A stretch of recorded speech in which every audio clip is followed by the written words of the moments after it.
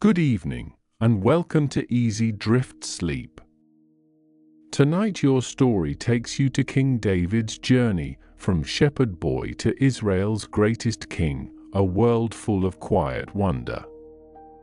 Before we begin, if you find rest here, subscribing means a new story is always waiting for you.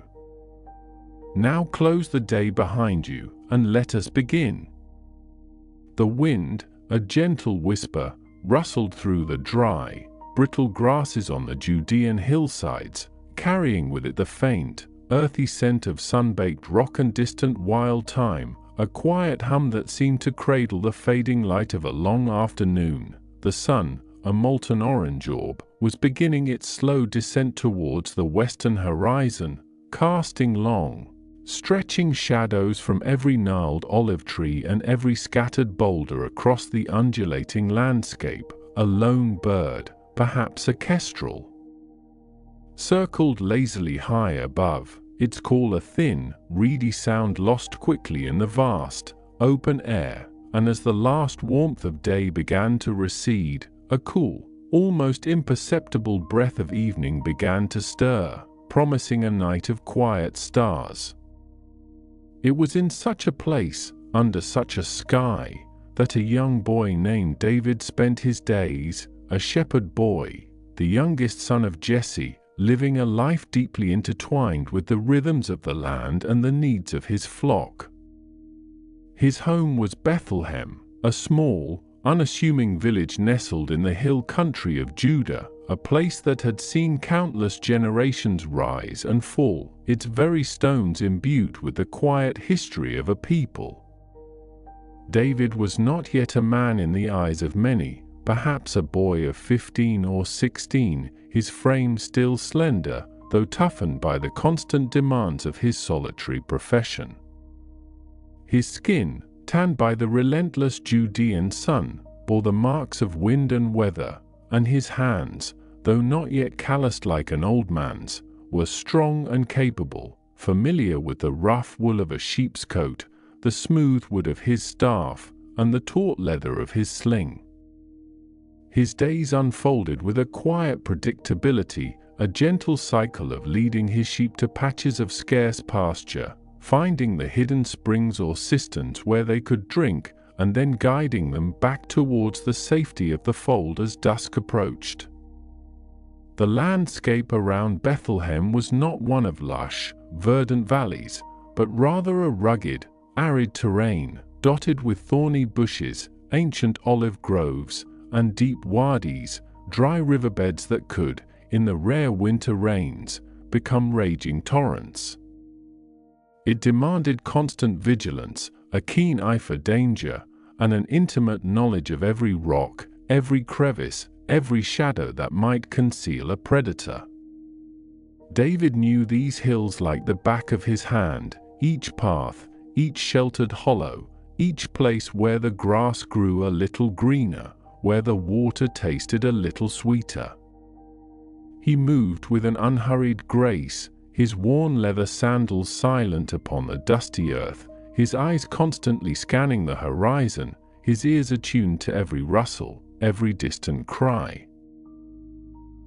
In those long, solitary hours, with only the soft bleating of his sheep for company, David found solace and a deep connection to something beyond himself. He would often sit on a sun-warmed rock, his staff laid beside him, watching his flock graze peacefully, and in those moments, his heart would overflow with a quiet melody.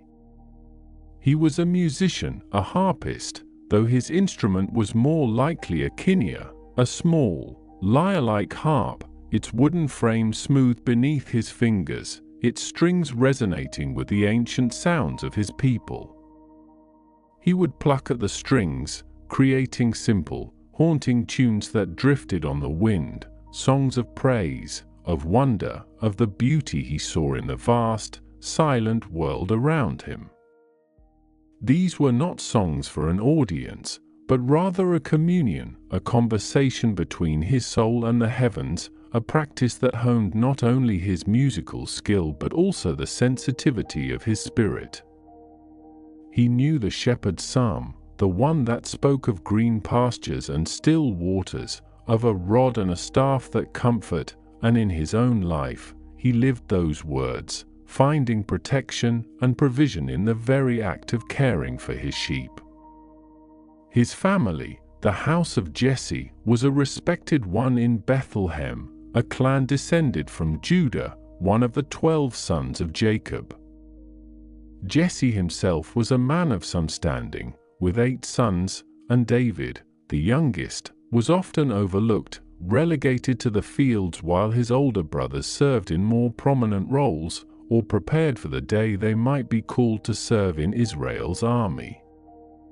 This was a common dynamic in large families, especially in a culture that valued strength and experience. David was the one who was always available, the one whose absence from the dinner table would be least noticed, the one whose youthful energy was best suited for the endless task of shepherding. Yet, this very isolation, this quiet solitude, was shaping him in ways no one could yet comprehend. It was forging in him a resilience, a deep sense of responsibility, and an unwavering trust in a power greater than his own. One day, the quiet routine of Bethlehem was shattered by an unexpected arrival. A messenger, dusty and breathless, came riding into the village, his news spreading like wildfire through the narrow, winding streets. Samuel, the revered prophet, the last of the judges, a man whose very presence commanded awe and respect throughout all Israel, was coming to Bethlehem. This was an event of immense significance. Samuel was not merely a local dignitary, he was the voice of God to the nation, the one who had anointed Saul as Israel's first king. His visits were rare, and always carried with them a sense of divine purpose, a weighty expectation. The elders of Bethlehem, their faces etched with a mixture of anticipation and apprehension, hurried to meet him at the village gate.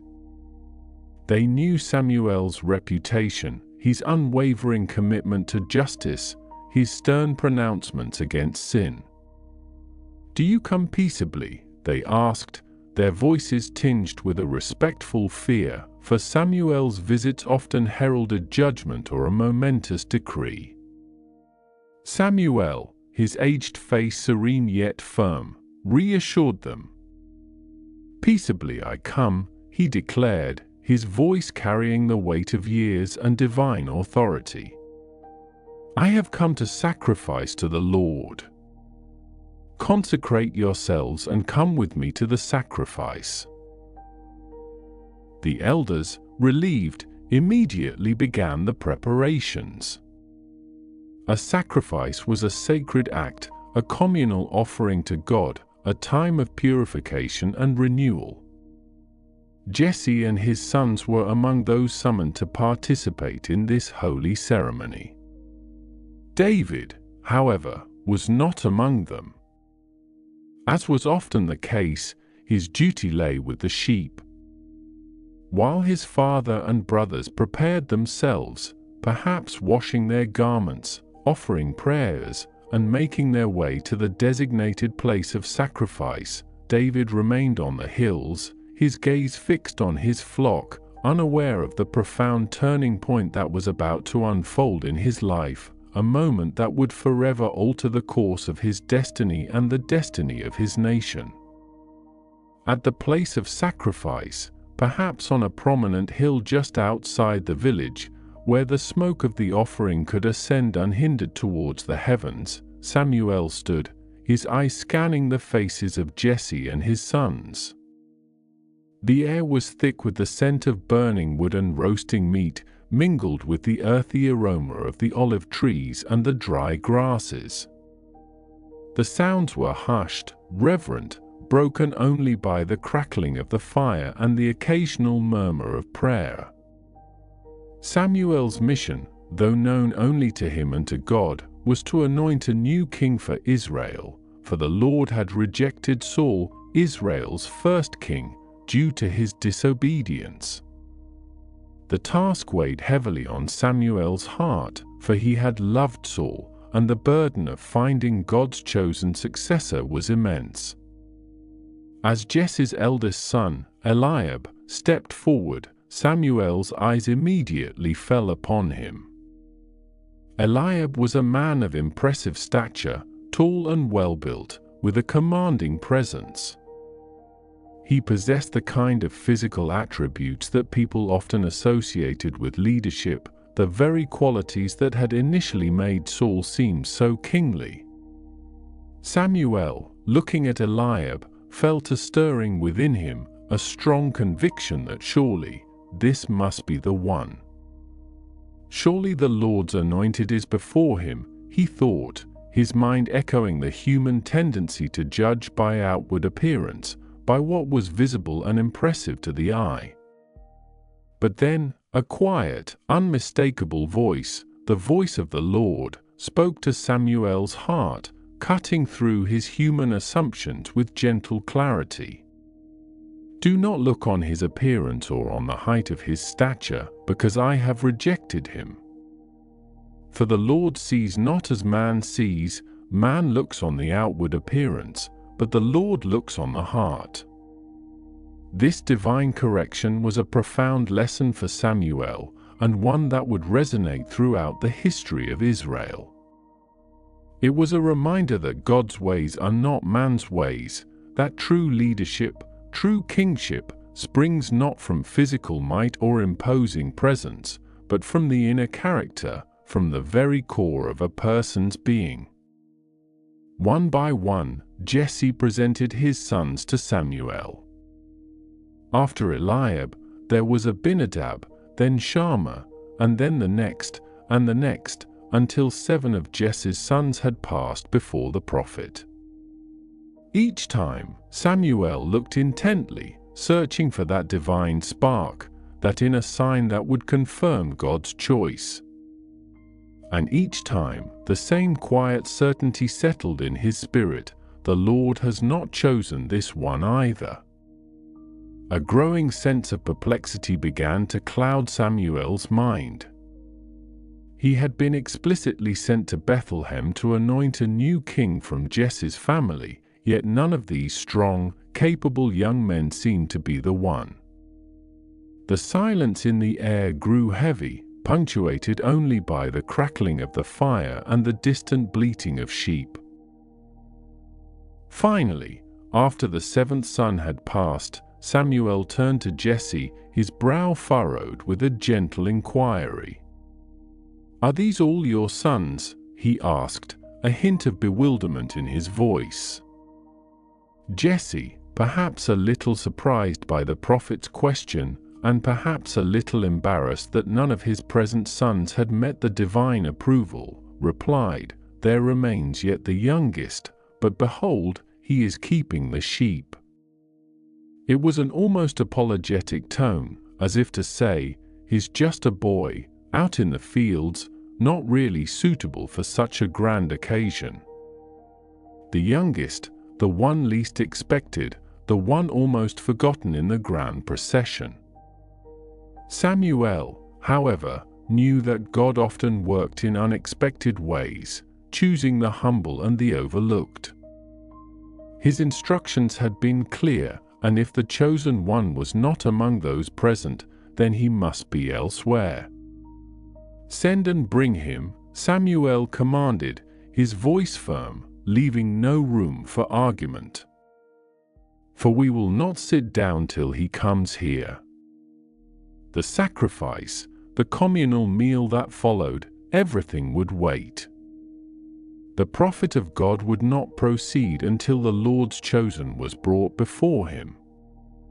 So, a messenger was dispatched to the hills to find David, to call him from his solitary vigil. The boy, perhaps startled by the urgency of the summons, left his flock, entrusting them to another shepherd or guiding them to a secure fold, and made his way down towards the village, his heart perhaps a little apprehensive, wondering why he, the youngest, the shepherd, was being called to the presence of the great prophet Samuel. He arrived, dusty from the fields, perhaps a little disheveled, his simple shepherd's tunic and cloak smelling faintly of sheep and the open air. As David stepped into the gathering, a quiet hush fell over the assembly. He was a striking young man, even in his humble attire. The biblical text describes him as ruddy, a word that suggests a healthy, reddish complexion, perhaps with red hair, a common trait in some Middle Eastern populations. His eyes were bright, full of life and intelligence, and his appearance was beautiful to behold, a natural grace and comeliness that radiated from him. He was not imposing like Eliab, but possessed a different kind of beauty, an inner light that seemed to shine through. And as Samuel looked upon him, the same quiet, unmistakable voice that had spoken to him before, now spoke again, with absolute clarity and certainty, "Arise, anoint him, for this is he." The words resonated deep within Samuel's spirit, confirming beyond all doubt that this young shepherd boy, this overlooked youngest son, was the one chosen by God to be the next king of Israel.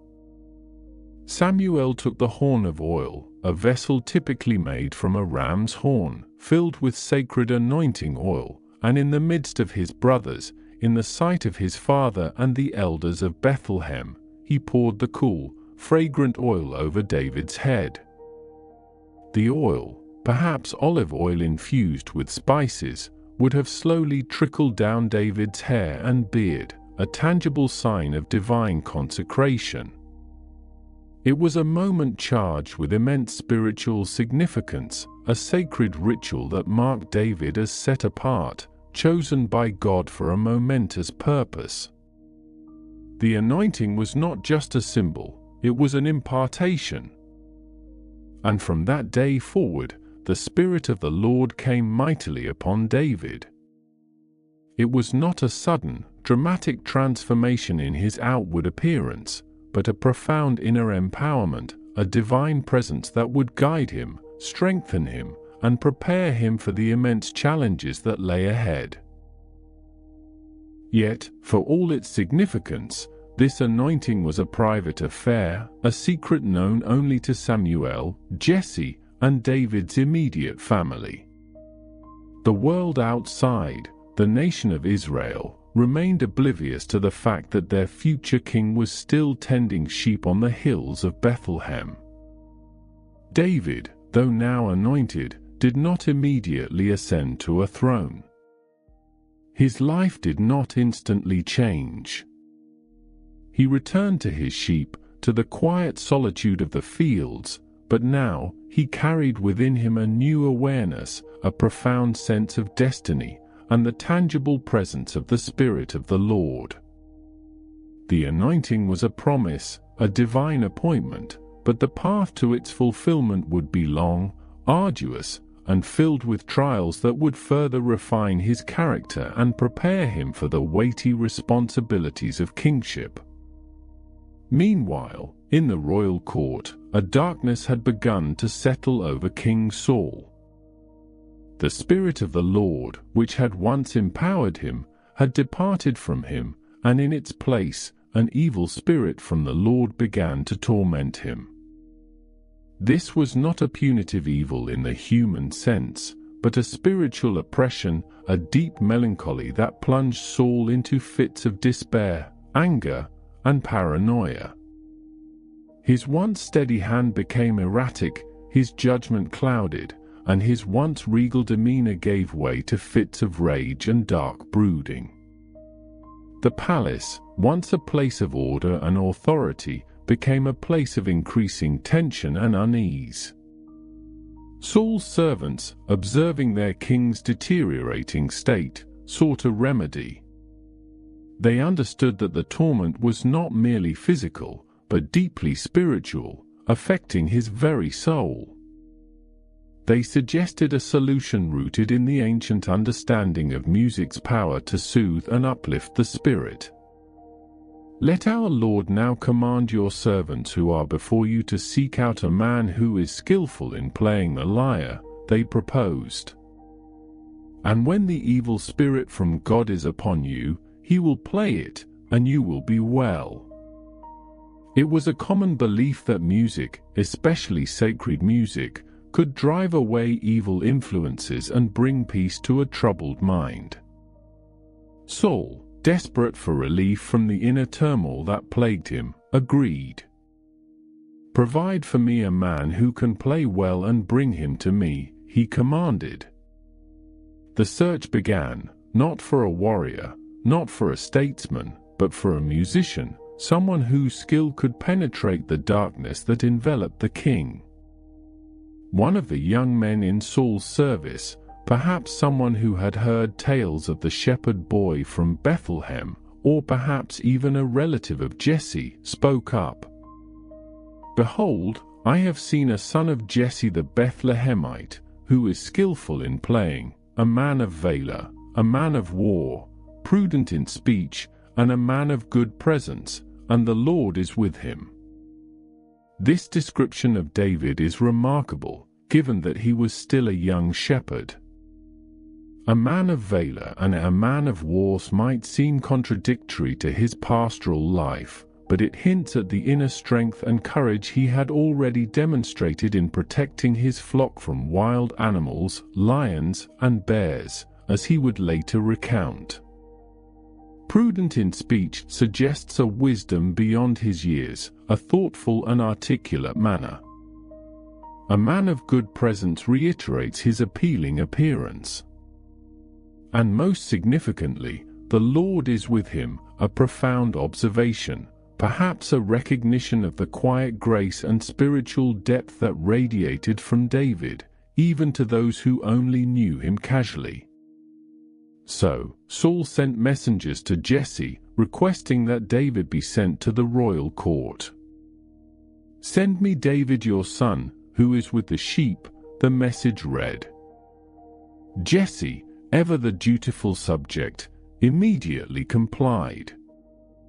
He prepared a gift for the king, a customary gesture of respect and homage, a donkey laden with bread, a skin of wine, and a young goat. These were simple, yet valuable offerings from a farmer's household, a token of goodwill for the monarch. David, once again, was called from his quiet life. He left his sheep, perhaps with a sense of wonder and a touch of apprehension, and embarked on the journey to Gibeah, the capital city where Saul's royal residence stood. The journey from Bethlehem to Gibeah would have taken a few hours, traversing the rugged terrain, passing through small villages and cultivated fields. As he approached Gibeah, a bustling town compared to his quiet Bethlehem, he would have seen the fortifications, the larger houses, and the general activity of a royal city. When David arrived at the palace, he was brought before King Saul. The atmosphere in the royal chambers would have been very different from the open fields he was accustomed to. The air, perhaps heavy with the scent of incense and rich fabrics, the hushed movements of servants, the imposing architecture, all would have been a stark contrast to his simple shepherd's life. David, with his quiet demeanor and respectful bearing, immediately found favor in Saul's eyes. He was not just a musician, there was something about his presence that resonated with the troubled king. Saul took a liking to him, and David became his armor-bearer, a position of trust and proximity to the king, though perhaps not yet involving actual combat. This role would have given David an intimate view of court life, of the king's struggles, and of the political landscape of Israel. Whenever the evil spirit from God came upon Saul, David would take his lyre, his familiar kinnor, and play. The music, born from his heart and steeped in the quiet communion he had cultivated on the hills, possessed a remarkable power. As his fingers moved over the strings, weaving melodies of peace and solace, the tension in Saul would begin to ease. The dark clouds of melancholy would lift, the torment would recede, and a measure of relief would wash over the king. Saul would be refreshed and well, at least for a time, finding temporary respite in the soothing sounds that flowed from David's instrument. This recurring pattern established David's indispensable role in the court, securing his place in the king's household. Saul grew very fond of him, and sent word to Jesse, saying, "Let David remain in my service, for he has found favor in my sight." So David, the anointed shepherd boy, found himself living a dual life. For periods, he would be at the palace, serving the king, offering comfort through his music, and observing the intricacies of royal power. Then, perhaps when Saul's condition stabilized for a time, or when his presence was not immediately required, David would return to Bethlehem, to his family, and to his beloved sheep. This back-and-forth movement between the quiet fields and the bustling palace provided him with a unique education, preparing him for the future in ways he could not yet comprehend. He learned about leadership, about the burdens of a king, about the politics of a nation, all while maintaining his roots in the simple, honest life of a shepherd. He was a bridge between two worlds, a young man of profound spiritual depth navigating the complexities of human power. The nation of Israel, at this time, was in a state of constant tension with its neighbors, particularly the Philistines.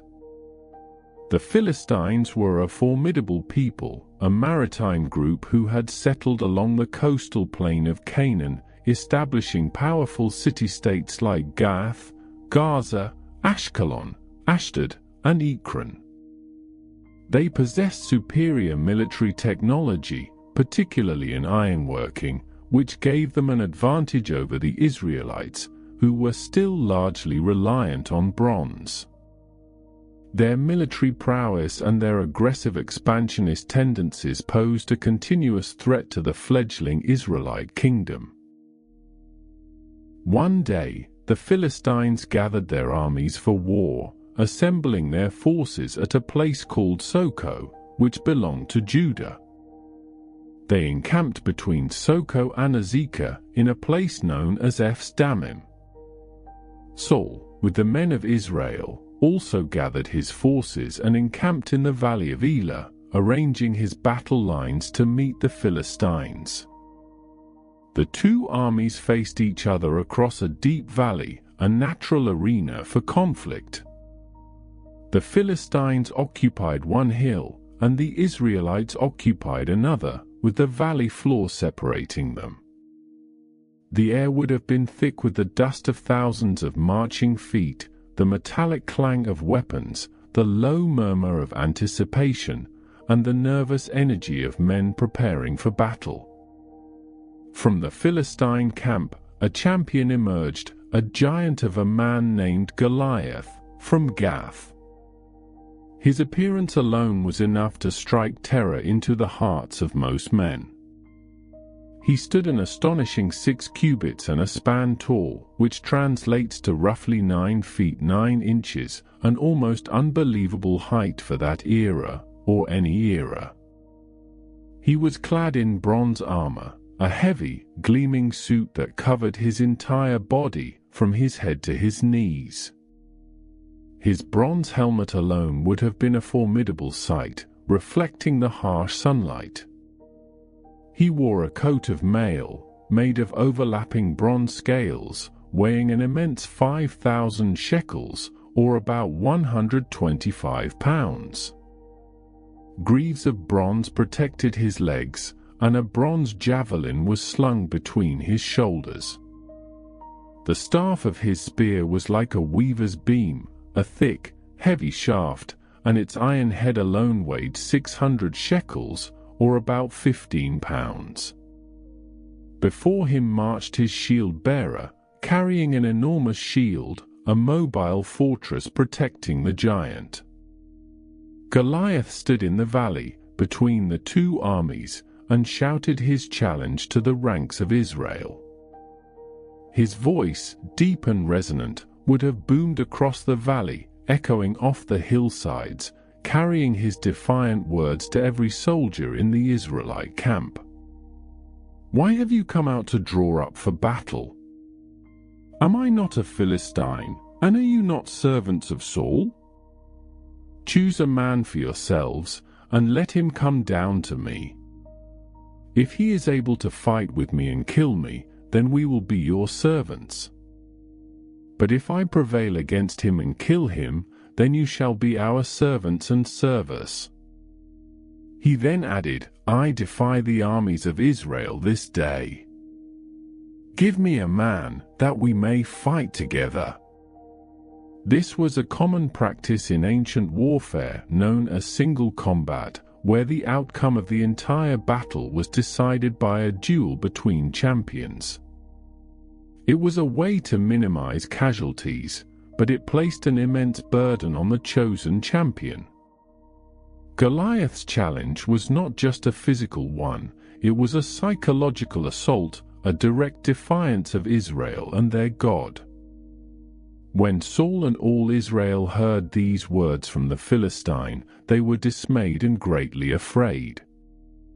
The sheer size and formidable appearance of Goliath, coupled with his arrogant challenge, paralyzed them with fear.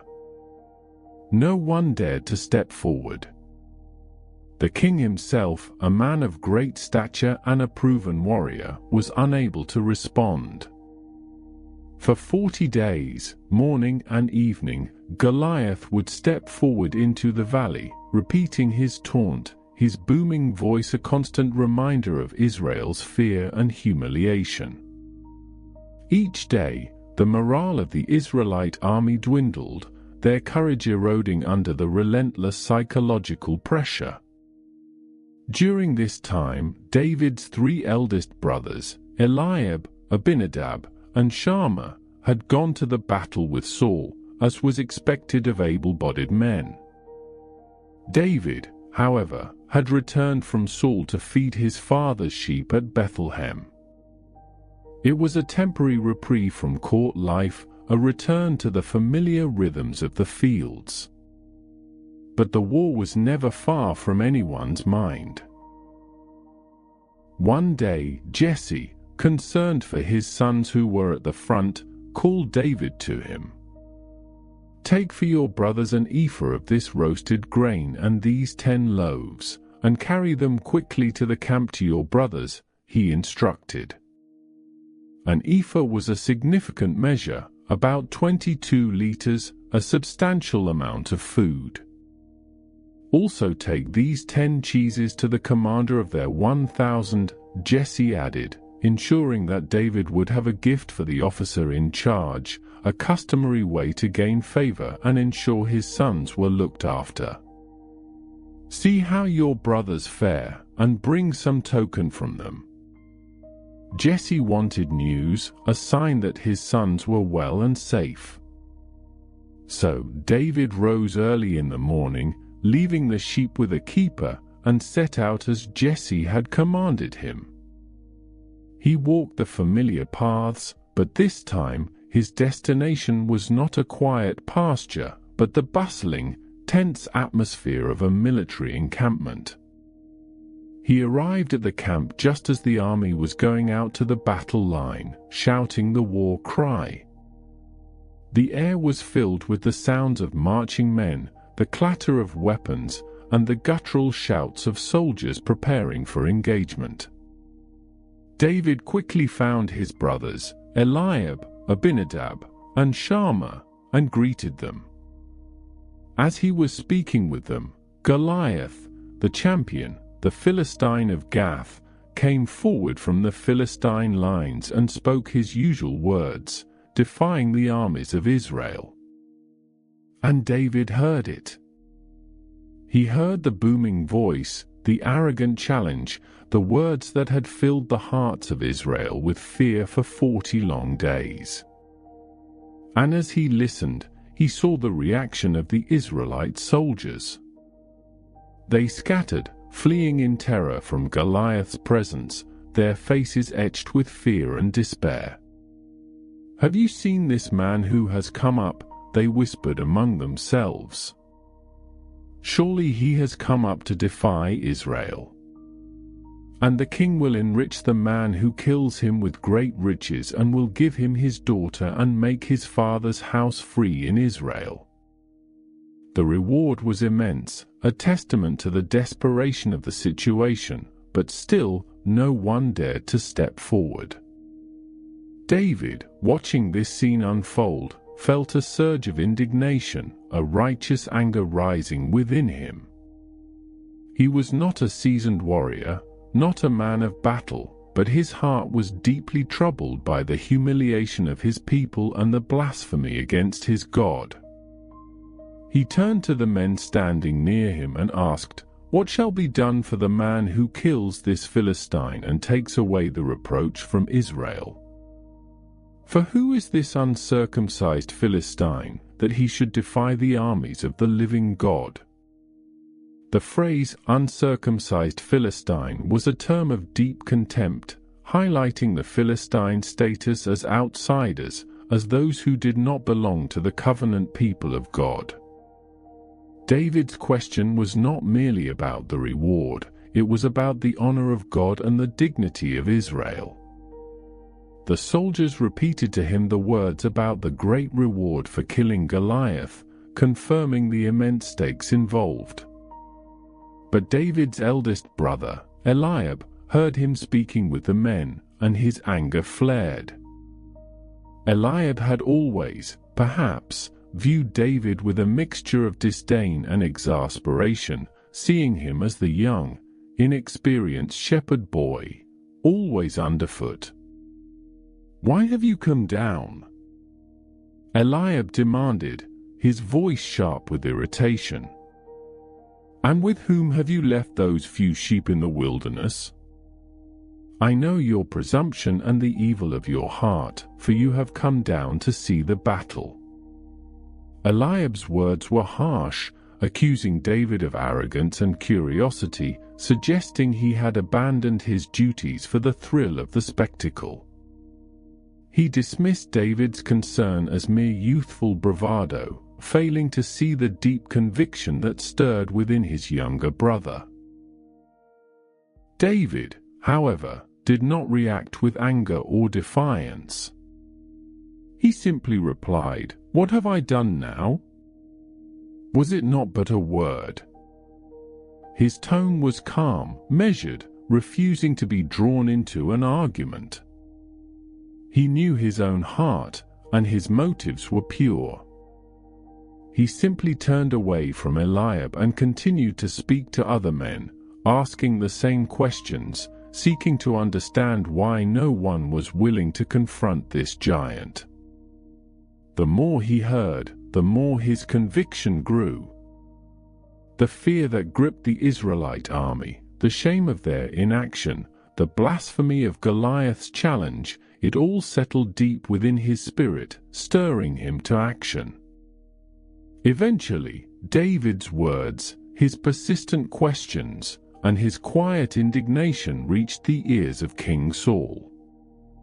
Someone reported to the king that a young man was speaking boldly about confronting Goliath.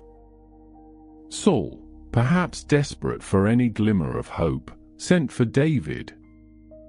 When David was brought before the king, he did not hesitate to speak his mind. "Let no man's heart fail because of him," David declared, his voice clear and unwavering, despite the imposing presence of the king and the weight of the situation. "Your servant will go and fight with this Philistine." Saul, looking at the young shepherd boy, was incredulous.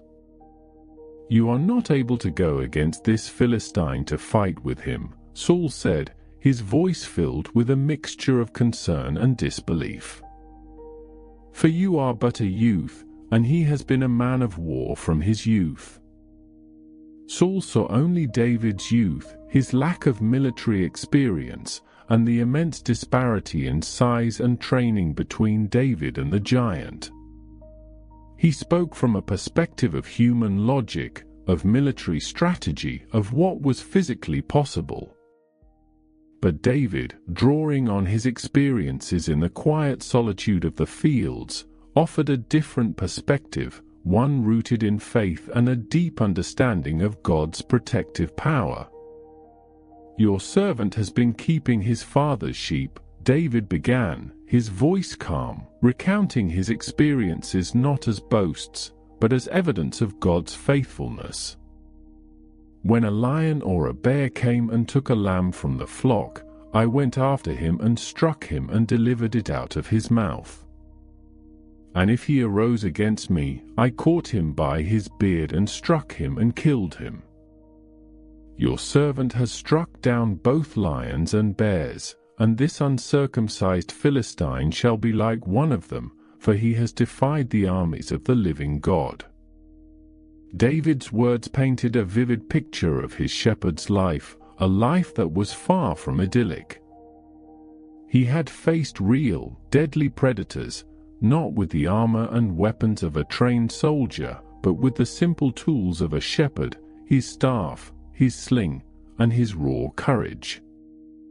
He had learned to protect his flock, to confront danger head-on, and in those encounters, he had experienced the tangible presence of God's help. He saw Goliath not as an insurmountable giant, but as another predator, another threat to God's flock, Israel, and he believed that the same God who had delivered him from the lion and the bear would deliver him from this Philistine. Then, with a quiet confidence that transcended his youth, David added, "The Lord who delivered me from the paw of the lion and from the paw of the bear will deliver me from the hand of this Philistine." His faith was not a blind optimism, but a tested conviction, forged in the crucible of real-life danger. He was not relying on his own strength, but on the power of the living God. Saul, perhaps sensing the genuine conviction in David's voice, or perhaps simply desperate for any solution, however improbable, finally relented. "Go, and the Lord be with you," he said, a mixture of hope and trepidation in his voice. He then tried to equip David for battle, dressing him in his own armor. He put his bronze helmet on David's head and clothed him with his own coat of mail. David girded Saul's sword over his armor, and he tried to walk, but he found it impossible. Saul's armor, designed for a man of great stature, was far too large and heavy for David's slender frame. The helmet would have slipped over his eyes, the mail coat would have constricted his movements, and the sword would have been an unwieldy burden. He was unaccustomed to such heavy, restrictive gear, and it would have hindered, rather than helped, his agility. "I cannot go with these," David declared, perhaps with a slight shake of his head, "for I have not tested them." He understood that relying on unfamiliar equipment, even royal armor, would be a detriment. He needed to fight with what he knew, with what he had mastered. So David took them off, shedding the heavy, uncomfortable layers of Saul's armor. He would face the giant not as a conventional soldier, but as the shepherd he was. He took his staff in his hand, a familiar, comforting weight. Then he chose 5 smooth stones from the wadi, the dry riverbed that ran through the valley, selecting them carefully, feeling their weight and balance in his palm. He put them in his shepherd's pouch, his simple sling bag. With his sling in his hand, he began to approach the Philistine, walking down into the valley, a solitary figure against the vast backdrop of the two armies. As Goliath, with his shield-bearer walking before him, drew nearer to David, he looked at him with disdain. He saw only a youth, ruddy and handsome, a mere boy, certainly not a warrior. "Am I a dog, that you come to me with sticks?" Goliath sneered, his voice filled with contempt, perhaps referring to David's staff. He cursed David by his gods, invoking the names of Dagon and other Philistine deities, calling down their wrath upon the young Israelite. "Come to me," Goliath roared, his voice booming across the valley, "and I will give your flesh to the birds of the air and to the beasts of the field." It was a gruesome threat, a promise of utter annihilation, meant to break David's spirit before the fight even began. But David, facing this towering, cursing giant, remained utterly unfazed. His response was not one of fear, but of unwavering faith and bold defiance. He did not curse back, nor did he boast of his own strength. Instead, he spoke with a quiet, yet powerful, conviction that echoed across the valley, a declaration that transcended the physical battle and reached into the spiritual realm. "You come to me with a sword and with a spear and with a javelin," David proclaimed, his voice clear and strong, "but I come to you in the name of the Lord of hosts, the God of the armies of Israel, whom you have defied." He continued, his words a prophecy of the coming victory. "This day the Lord will deliver you into my hand, and I will strike you down and cut off your head. And I will give the dead bodies of the army of the Philistines this day to the birds of the air and to the wild beasts of the earth, that all the earth may know that there is a God in Israel, and that all this assembly may know that the Lord saves not with sword and spear. For the battle is the Lord's, and he will give you into our hand." David's words were a testament to his profound understanding of who he was fighting for, and who was fighting with him. He was not merely a shepherd boy against a giant, he was an instrument of the living God, confronting a blasphemer. As Goliath began to move forward, closing in on David, David ran quickly toward the battle line to meet the Philistine. There was no hesitation, no fear in his movements. He reached into his shepherd's pouch, took out one of the smooth stones he had chosen, and placed it in his sling. He swung the sling around his head, building momentum, the leather strap whistling through the air with a soft, rhythmic hum. Then, with a sudden, powerful release, he hurled the stone. The stone flew with incredible speed and accuracy, a small, unassuming projectile imbued with divine purpose. It struck Goliath precisely on his forehead, sinking deep into the giant's skull. The impact was instantaneous and devastating. Goliath, the mighty champion, the terror of Israel, staggered, then fell face downward to the earth, a colossal heap of bronze and flesh, silenced forever. The valley, which had been filled with the booming voice of Goliath and the hushed fear of the Israelites, fell into a stunned silence. The sheer impossibility of what had just occurred hung in the air, thick and palpable. David, the young shepherd, had struck down the Philistine with only a sling and a stone. There was no sword in David's hand. He ran and stood over the Philistine, took Goliath's own sword from its sheath, and drew it out. With a swift, decisive movement, he cut off the giant's head, completing the prophecy he had just uttered. He held up the severed head, a gruesome but undeniable trophy, for all to see. When the Philistines saw that their champion was dead, their confidence shattered, their morale utterly broken, they turned and fled. The sight of their fallen giant, decapitated by a mere boy, was too much to bear. The Israelite army, witnessing this miraculous victory, their fear suddenly transformed into a surge of courage and renewed hope, let out a mighty shout and pursued the Philistines. They chased them all the way to Gath and to the gates of Ekron, slaughtering them along the way, reclaiming their dignity and their territory. The battle, which had seemed lost, was won in an instant by the most unlikely of heroes. David, holding Goliath's head, returned from the pursuit of the Philistines.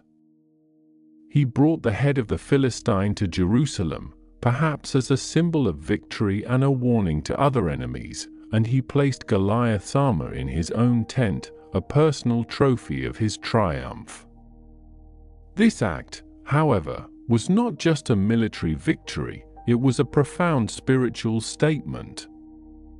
David, through his faith and courage, had demonstrated that the God of Israel was indeed a living God, a God who fought for his people, and that his power was not limited by human strength or military might.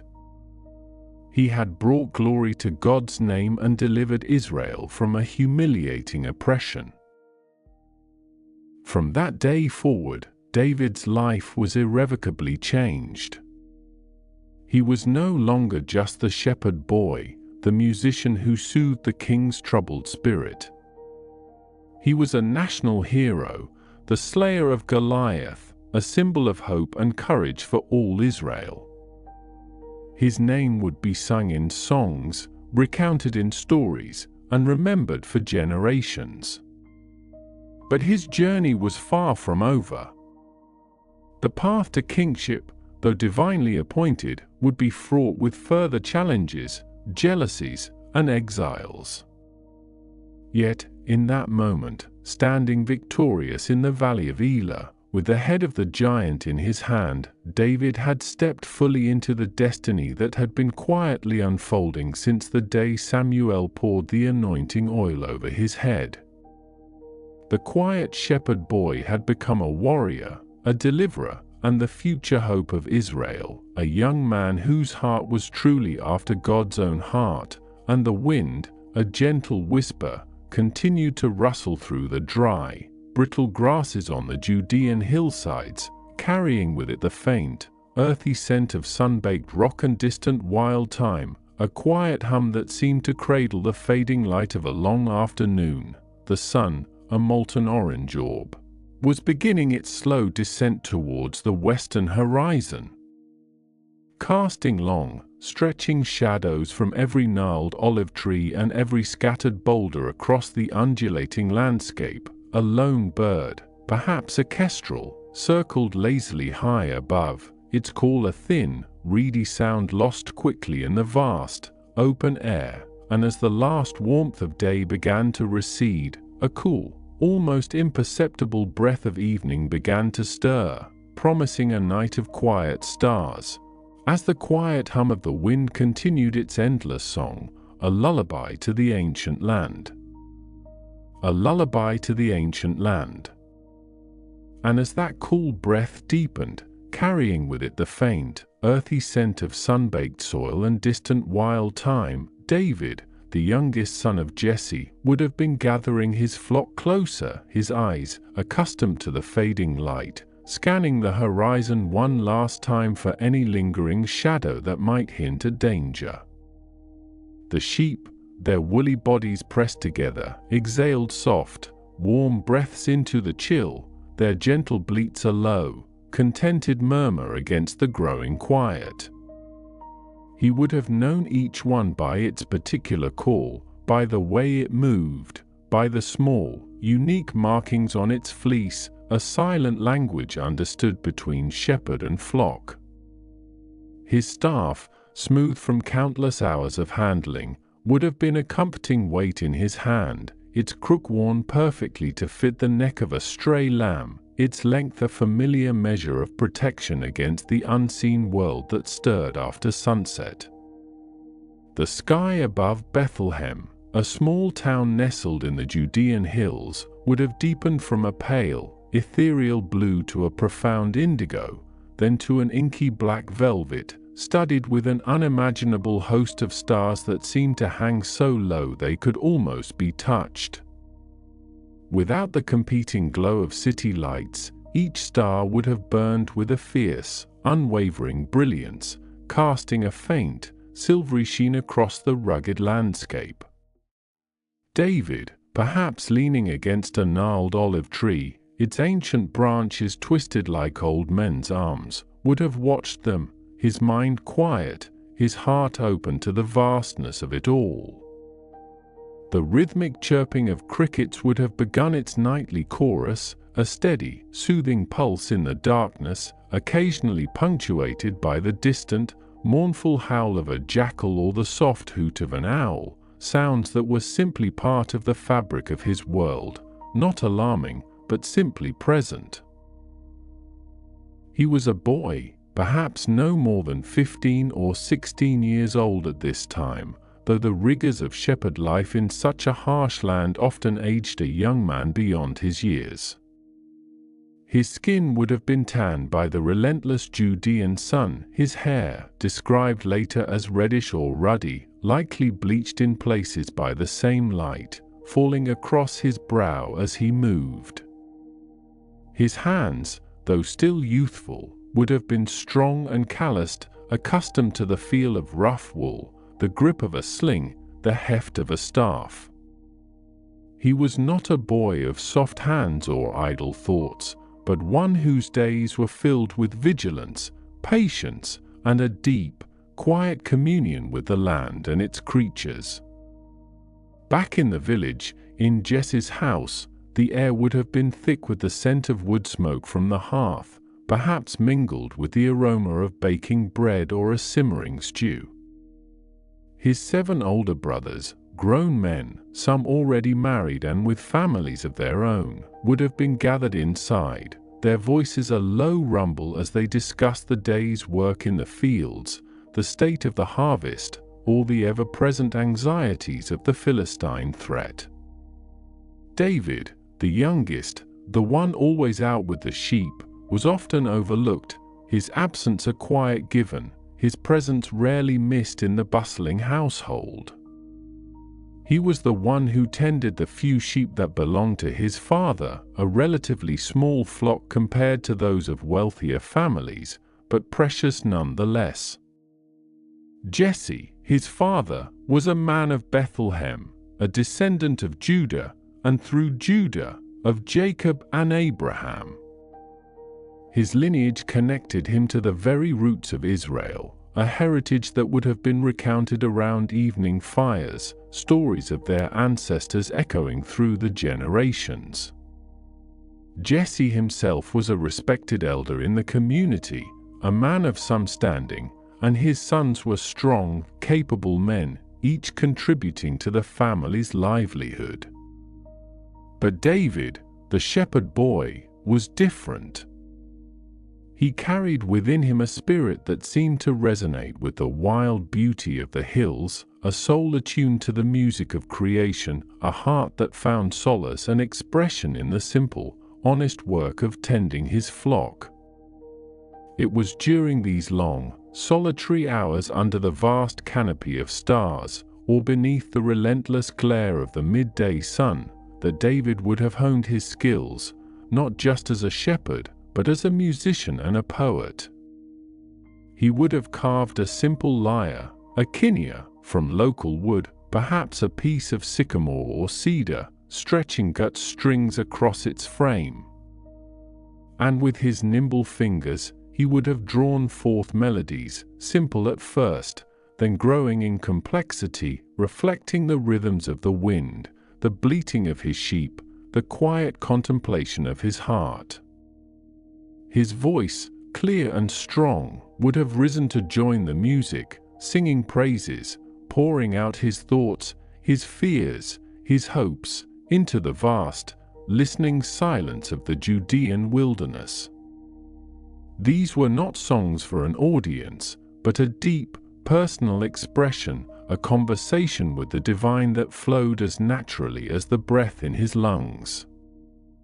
Meanwhile, far to the north, in the hills of Ephraim, in the town of Ramah, The prophet Samuel was an old man, his hair white as the winter snow, his eyes, though still sharp, holding the wisdom of many years. He had served God faithfully since his own childhood, guided Israel through times of great change, and had anointed their first king, Saul. But Saul, once a promising leader, had strayed from the path, his heart growing proud, his obedience faltering. God had rejected him as king, and Samuel, burdened by this sorrow, had mourned deeply for Saul, a man he had loved and hoped for. One day, as the morning mist still clung to the valleys around Ramah, and the scent of damp earth rose with the sun, the word of the Lord came to Samuel. It was not a thunderous pronouncement, but a quiet, insistent whisper in his spirit, a clear directive that cut through his sorrow. How long will you mourn for Saul, seeing I have rejected him from reigning over Israel? Fill your horn with oil, and go. I will send you to Jesse the Bethlehemite, for I have provided myself a king among his sons. Samuel, though a man of profound faith, was also a man living in a dangerous time, keenly aware of the political realities. His immediate concern was for his own safety. How can I go? He might have mused, perhaps pacing the worn stone floor of his simple home, the morning light filtering through a small window. If Saul hears it, he will kill me. Saul's temperament had become increasingly volatile, his jealousy and paranoia growing like a dark shadow over his reign. To anoint a new king would be an act of treason in Saul's eyes, a direct challenge to his authority, and Saul was not a man to tolerate such defiance. But the Lord, ever patient, provided a way. Take a heifer with you, the voice instructed, and say, I have come to sacrifice to the Lord. And invite Jesse to the sacrifice, and I will show you what you shall do. You shall anoint for me the one I name to you. This was a common practice, a legitimate reason for a prophet to travel, and would allay Saul's suspicions. A sacrifice was a holy act, a public declaration of devotion, and no one would question Samuel's journey for such a purpose. So Samuel, gathering his resolve, prepared for the journey. He would have filled a small horn, perhaps made from a ram's horn, with precious anointing oil, a blend of olive oil and fragrant spices, carefully prepared according to ancient tradition. This oil was not just a symbol, it was believed to be a conduit for divine power, setting apart an individual for a sacred purpose. He would have chosen a young heifer, unblemished and strong, suitable for sacrifice, and with a few trusted attendants, he set out from Ramah, heading south towards the ancient town of Bethlehem. The journey would have taken several days, perhaps 3 or 4, traveling through the rugged central highlands of Judea. The path would have been dusty, winding through valleys and over hills, past terraced vineyards and groves of olive trees, their silver-green leaves shimmering in the sun. The air would have been dry and warm, the only sounds the crunch of sandals on stone, the lowing of the heifer, and the occasional call of a shepherd or a bird.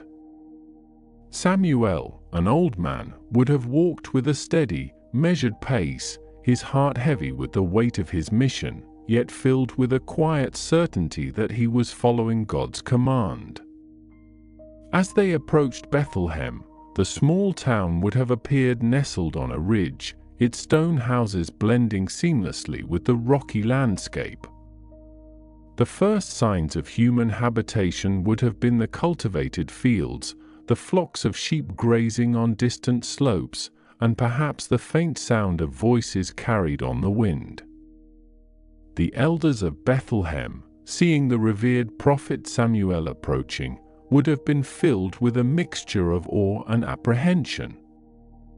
It was not every day that such a prominent figure visited their quiet town, and often a prophet's visit brought with it a message of judgment or a call to repentance. They met him at the entrance to the town, their faces etched with concern. "Do you come peaceably?" they asked, their voices respectful but tinged with worry. Samuel, his gaze calm and reassuring, replied, "Peaceably, I have come to sacrifice to the Lord.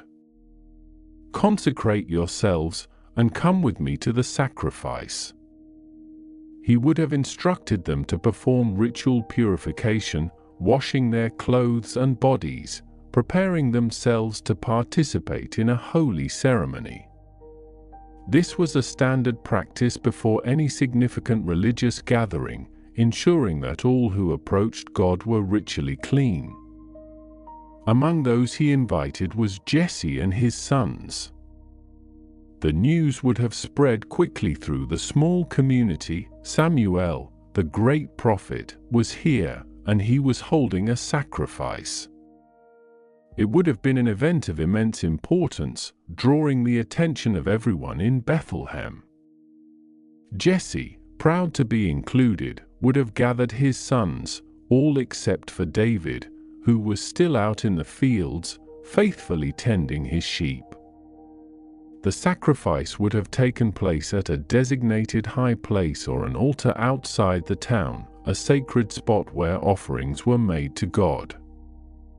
The air would have been thick with the scent of burning wood and roasting meat, mingled with the earthy smell of blood and incense. The elders and Jesse's family would have stood in solemn reverence, watching Samuel perform the ancient rituals, his movements precise and deliberate. After the sacrifice, as the sun began its slow descent, casting long shadows across the hills, Samuel would have turned his attention to Jesse's sons. He knew he was looking for a king, a man chosen by God, and he expected to see someone of imposing stature, someone who looked like a leader. His eyes would have fallen first upon Eliab, Jesse's eldest son. Eliab was a man of impressive appearance, tall and strong, with a commanding presence. He fit the traditional image of a king, much like Saul had when Samuel first met him. "Surely the Lord's anointed is before him," Samuel thought, his heart stirring with recognition, believing he had found the one. He might have even reached for his horn of oil, ready to perform the anointing. But then, a quiet, clear voice, the voice of the Lord, spoke to him, not externally, but deep within his spirit, a gentle correction. "Do not look at his appearance or at the height of his stature, because I have rejected him. For the Lord sees not as man sees, for man looks at the outward appearance, but the Lord looks at the heart." This was a profound lesson for Samuel, a reminder that God's ways were not man's ways. He had made this mistake before with Saul, choosing based on outward impressiveness. Now, he understood that God was seeking something deeper, something beyond what the eye could perceive. So, one by one, Jesse presented his sons. Abinadab came forward, then Shammah, then the next 4 brothers, each one a fine, upstanding young man in his own right, each passing before Samuel's discerning gaze. And with each one, the same quiet certainty settled in Samuel's heart: the Lord has not chosen this one either. Perhaps he felt a growing sense of bewilderment, even a touch of frustration. He had been told to come to Jesse's house to find a king, and yet none of these strong, capable men seemed to be the one. Finally, after the 7th son had passed, Samuel turned to Jesse, his brow perhaps furrowed with a gentle questioning. "Are these all your sons?" he asked, a hint of perplexity in his voice. Jesse, perhaps a little surprised by the prophet's persistence, replied almost casually, "There remains yet the youngest, and behold, he is keeping the sheep." It was as if David was an afterthought, too insignificant to be considered for such an important occasion, his place naturally out in the fields, not among the men of the family. But Samuel, now guided by a different understanding, knew that this was the one. "Send and bring him," he commanded, his voice firm and unwavering. "For we will not sit down till he comes here." The meal, which would have been prepared from the sacrificial meat, would have to wait. The prophet's word was absolute. So, a messenger would have been dispatched, perhaps one of Jesse's older sons, or a servant, to fetch David from the fields. The sun would have been dipping low now, painting the western sky in hues of orange and purple, the air growing cooler, carrying the faint scent of the sacrifice. David, likely sitting among his flock, perhaps playing his lyre, or simply watching the stars begin to emerge, would have been surprised by the summons. Why would the great prophet Samuel want to see him, the youngest, the shepherd boy? He would have left his sheep in the care of another, or perhaps gathered them into a protected fold, and made his way back to the village, his heart perhaps a little curious, a little apprehensive. He would have arrived, likely still smelling of sheep and the open air, his clothes simple, perhaps a little dusty from his day's work. As he entered the gathering, the eyes of all present would have turned to him. His brothers, who rarely saw him in such a formal setting, might have exchanged glances, a mixture of amusement and mild annoyance at this interruption. Jesse, his father, would have watched, perhaps a little bewildered himself. But Samuel, when his eyes fell upon David, saw something different. He saw a young man, ruddy in complexion, with beautiful eyes and a handsome appearance, yes, but beyond that, he saw a spirit that resonated with the divine.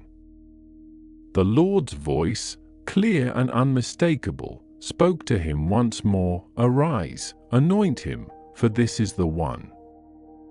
And so, in that quiet gathering, surrounded by his family and the elders of Bethlehem, Samuel took the horn of oil, its surface smooth and cool against his aged hand, and poured its fragrant contents over David's head. The oil would have trickled down his hair, perhaps onto his brow, a tangible sign of the sacred moment. It was not a public coronation with trumpets and crowds, but a private, intimate anointing, a sacred act witnessed by a select few. From that day forward, the Spirit of the Lord came mightily upon David. It was not a sudden, dramatic transformation that changed his outward appearance, but a deep, internal shift, a strengthening of his spirit, a deepening of his connection to God. He remained the shepherd boy, returning to his flock, to the familiar hills and valleys, to the quiet solitude of his days. But now, he carried within him a divine anointing, a sense of purpose, a quiet knowledge that he had been chosen for something greater. The wind, still whispering through the olive groves, now seemed to carry a different song, a melody of destiny, a promise of a future yet unknown. The stars, which he had gazed upon so often, now seemed to shine with a new light, reflecting the quiet fire that had been kindled within his soul. He continued to play his lyre, but now, his music carried an even deeper resonance, a power to soothe, to inspire, to connect with the very heart of God. His hands, still calloused from tending sheep, were now also the hands of a future king, a future psalmist, a future warrior. The anointing had set him apart, not from his life, but for it, imbuing every aspect of his existence with a sacred significance. Meanwhile, in his palace in Gibeah, King Saul was a man increasingly tormented. The Spirit of the Lord, which had once empowered him, had departed from him, leaving a void that was quickly filled by an evil spirit sent by the Lord to trouble him. His moods became erratic, his temper volatile, his mind clouded by suspicion and despair. He would be seized by fits of rage or deep melancholy, his royal duties neglected, his court filled with an uneasy silence. His servants, witnessing his decline, grew increasingly concerned. "Indeed now, an evil spirit from God troubles you," one of his servants ventured to say, his voice cautious, respectful. "Let our Lord now command your servants, who are before you, to seek out a man who is a skillful player on the lyre. And it shall be that when the evil spirit from God is upon you, he shall play it with his hand, and you shall be well." This was not an uncommon belief in ancient Israel. Music was often seen as having therapeutic and spiritual power, capable of calming troubled spirits and inviting divine presence. Saul, desperate for relief from his torment, agreed. "Provide me now a man who can play well, and bring him to me." The search began, word spreading through the land for a musician skilled enough to soothe the troubled king. It was a search for more than just talent, it was a search for a balm for a king's tormented soul. One of the young men in Saul's court, perhaps a servant who had heard tales from Bethlehem, or perhaps someone who had traveled through the region, spoke up. "Indeed, I have seen a son of Jesse the Bethlehemite, who is skillful in playing, a mighty man of valor, a man of war, prudent in speech, and a handsome person, and the Lord is with him." This description, though perhaps a little embellished for a young shepherd boy, captured the essence of David's emerging character. He was indeed skillful in music, and his encounters with lions and bears protecting his flock hinted at his courage and strength. His time in solitude had also given him a quiet wisdom, a prudence in speech that belied his years. And the anointing of the Lord was indeed upon him. Saul, hearing this, sent messengers to Jesse, demanding, "Send me your son David, who is with the sheep." It was a royal command, not a request, and Jesse, though perhaps reluctant to part with his youngest son, especially after the prophet's visit, had no choice but to comply. He would have prepared a gift for the king, a traditional offering of respect, an ass loaded with bread, a skin of wine, and a young goat, symbols of hospitality and tribute. So David, leaving his flock once more, embarked on a new journey, this time not to a sacrifice in his hometown, but to the royal court of King Saul in Gibeah. He would have traveled north, the landscape gradually changing from the rugged hills of Judea to the more fertile plains and then the hills around Benjamin, where Gibeah, Saul's capital, stood. Gibeah, meaning hill, was a modest capital, a fortified town on a strategic height, not a grand city like later Jerusalem, but a place of power nonetheless. Upon his arrival, David would have been brought before Saul. The contrast between the simple shepherd boy and the troubled king, sitting on his throne, would have been striking. David, with his clear eyes and calm demeanor, would have stood before a king whose face was often shadowed by despair, whose eyes held a restless, haunted look. And so David entered the service of King Saul. He would have been given a place in the court, perhaps a simple room, a new set of clothes, a new routine. His days would no longer be spent in the quiet solitude of the fields, but in the bustling, often tense, atmosphere of the royal palace. He would have learned the ways of the court, the protocols, the unspoken rules, observing everything with his quiet, perceptive nature. When the evil spirit from God was upon Saul, and the king would fall into one of his dark moods, David would be called. He would take his lyre, the same instrument he had played for his sheep, and begin to play. The melodies would have filled the air, soft and soothing at first, then perhaps building in gentle intensity, reflecting the quiet strength of his spirit. His music was not just skillful, it was infused with the presence of the Lord, a channel for peace and healing. As David played, the tension in the room would slowly begin to dissipate. Saul's troubled spirit would find a measure of relief, the darkness lifting, if only for a time. He would feel refreshed, his mind clearing, the torment receding. And Saul, in those moments of respite, grew fond of David. He saw in the young man not just a talented musician, but a loyal and capable servant. He even made David his armor-bearer, a position of trust and closeness, indicating that David was often by his side, carrying his weapons, attending to his needs. David would have spent a significant amount of time in Saul's court, moving between his duties as armor-bearer and musician, and perhaps returning to Bethlehem occasionally to check on his family and his flock. He was learning the ways of kingship, the intricacies of court life, the burdens of leadership, all while remaining true to his humble origins and his deep faith. He was growing, maturing, his character being shaped by these diverse experiences, preparing him for a future he still could not fully comprehend. The quiet hum of the wind, which had been his lullaby in the fields, was now sometimes replaced by the rustle of court robes, the murmur of voices, the clinking of armor, but the peace he found in his music, in his connection to the divine, remained a constant anchor in his soul.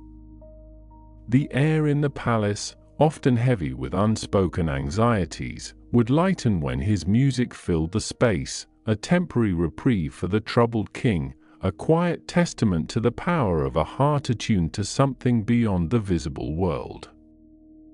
And as the days turned into weeks, and weeks into months, David became a familiar and comforting presence in Saul's court, a quiet shadow moving through the halls, his music a gentle beacon in the king's darkness, a steady, melodic presence, like the soft, rhythmic breathing of someone drifting into a deep, peaceful slumber. Yet, even in this fragile calm, the whispers of the wind carried the scent of distant conflict, a low hum that vibrated beneath the surface of daily life in Gibeah, Saul's chosen seat, a modest hill fortress overlooking the fertile valleys and rugged hills of Benjamin. Gibeah, or Tel El-Ful as it is known today, was not a grand city like the ancient metropolises of Egypt or Mesopotamia, but rather a strategic outpost, its walls built of rough-hewn stones, its dwellings simple and functional, reflecting the nascent stage of Israelite kingship. The air there often tasted of dust and dry earth, mingled with the faint, sweet smoke of cooking fires and the pungent aroma of livestock, goats and sheep tethered near the homes, their soft bleating a constant, gentle background sound. The Philistines, a formidable people of Aegean origin, their culture distinct from the Semitic tribes of Canaan, were a persistent shadow on Israel's western horizon. Their presence, marked by their superior iron weaponry and their well-organized military, was a constant source of tension, a recurring ache in the heart of the young Israelite kingdom. They had established their Pentapolis, Gaza, Ashkelon, Ashdod, Gath, and Ekron along the coastal plain, a fertile crescent of land where the Mediterranean breezes carried the tang of salt and the cries of gulls. From these strongholds, they frequently pushed eastward, their chariots rumbling across the plains, their disciplined ranks a stark contrast to the often unorganized Israelite militias, who were more accustomed to tending their flocks and tilling their fields than to sustained warfare. One day, as the sun began its slow descent, painting the western sky in hues of fiery orange and soft lavender, a messenger arrived in Gibeah, his breath ragged, his face streaked with dust and sweat, his tunic torn from a hurried journey. The news he carried was grim, a familiar refrain that tightened the stomachs of all who heard it. The Philistines had gathered their forces, a vast encampment stretching across the valley of Elah, a place known for its terebinth trees, their gnarled branches providing shade from the relentless sun. The valley itself was a natural amphitheater, a wide, shallow depression carved by the seasonal rains, its floor a mosaic of reddish earth and scattered stones, framed by the gentle slopes of the Judean hills. Saul, his face etched with a familiar weariness that often accompanied these reports, listened intently, his fingers unconsciously tracing the rough texture of his staff. He knew this valley, had probably grazed his own father's donkeys there in his youth, felt the dry wind whisper through the leaves of the terebinths. Now, it was to be a battleground. He gave the command, his voice low but firm, and the call went out across the land, carried by runners and trumpets, summoning the men of Israel to arms.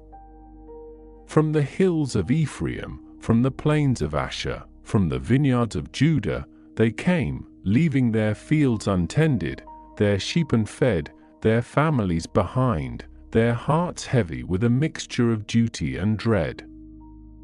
David, still a young man, perhaps in his late teens, had returned to Bethlehem some time before, his duties at court having lessened as Saul's mood stabilized, or perhaps as the king sought a brief respite from the constant presence of the young musician. Bethlehem, a small town nestled among olive groves and terraced vineyards, was a place of quiet rhythms, where the scent of baking bread mingled with the earthy aroma of freshly turned soil. David had resumed his shepherd's life, the familiar bleating of his flock, the distant tinkle of their bells, the watchful gaze of the stars his companions once more. He knew the paths and hidden springs of the Judean wilderness like the back of his hand, his senses attuned to the subtle shifts of wind and light, the rustle of a predator in the undergrowth. His 3 eldest brothers, Eliab, Abinadab, and Shammah, had answered the king's summons and were now encamped with Saul's army in the valley of Elah. Jesse, their father, a man of venerable age, his beard streaked with grey, his hands calloused from a lifetime of labor, remained in Bethlehem, his heart undoubtedly heavy with concern for his sons. The days passed, each dawn bringing with it the anxious hope for news, each sunset deepening the shadows of uncertainty. One morning, as the first rays of the sun painted the eastern sky in soft pastels, Jesse called David to him. His voice, though gentle, carried the weight of his years and his worry.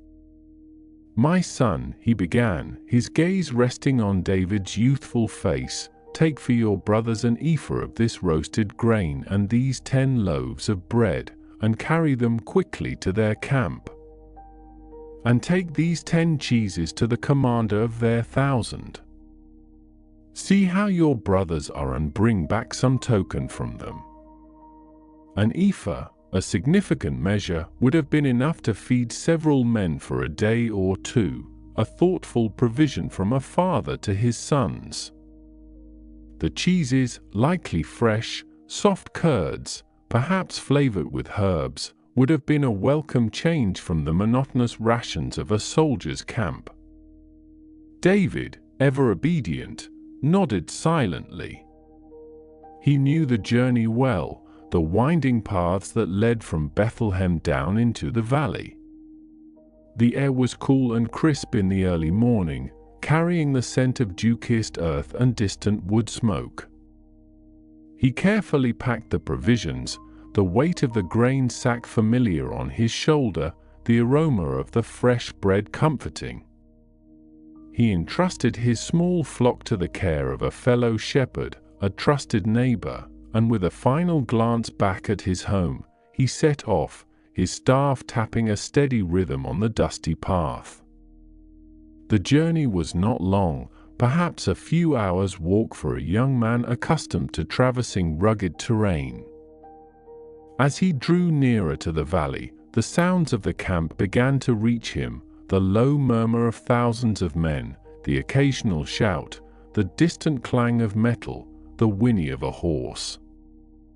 The air grew thick with the smell of unwashed bodies, cooking fires, and the nervous energy of an army poised for battle. He arrived at the camp just as the Israelite army was deploying for their morning formation, their ranks stretching across the hillside, a sea of brown and grey tunics, their spears glinting in the morning sun. The Philistine army, equally vast and imposing, stood on the opposite slope, their banners fluttering in the gentle breeze, their iron weapons a stark contrast to the bronze and copper of many Israelite soldiers. The valley floor, a wide expanse of open ground, lay between them, a silent, tense stage for the unfolding drama. David quickly found his brothers, their faces etched with the fatigue and tension of weeks of stalemate. Eliab, the eldest, a tall, imposing man, his features bearing a striking resemblance to Saul's, greeted David with a mixture of surprise and a hint of irritation, perhaps feeling his younger brother's presence diminished his own authority in the eyes of his fellow soldiers. "Why have you come down here?" he asked, his voice a low rumble, "and with whom have you left those few sheep in the wilderness?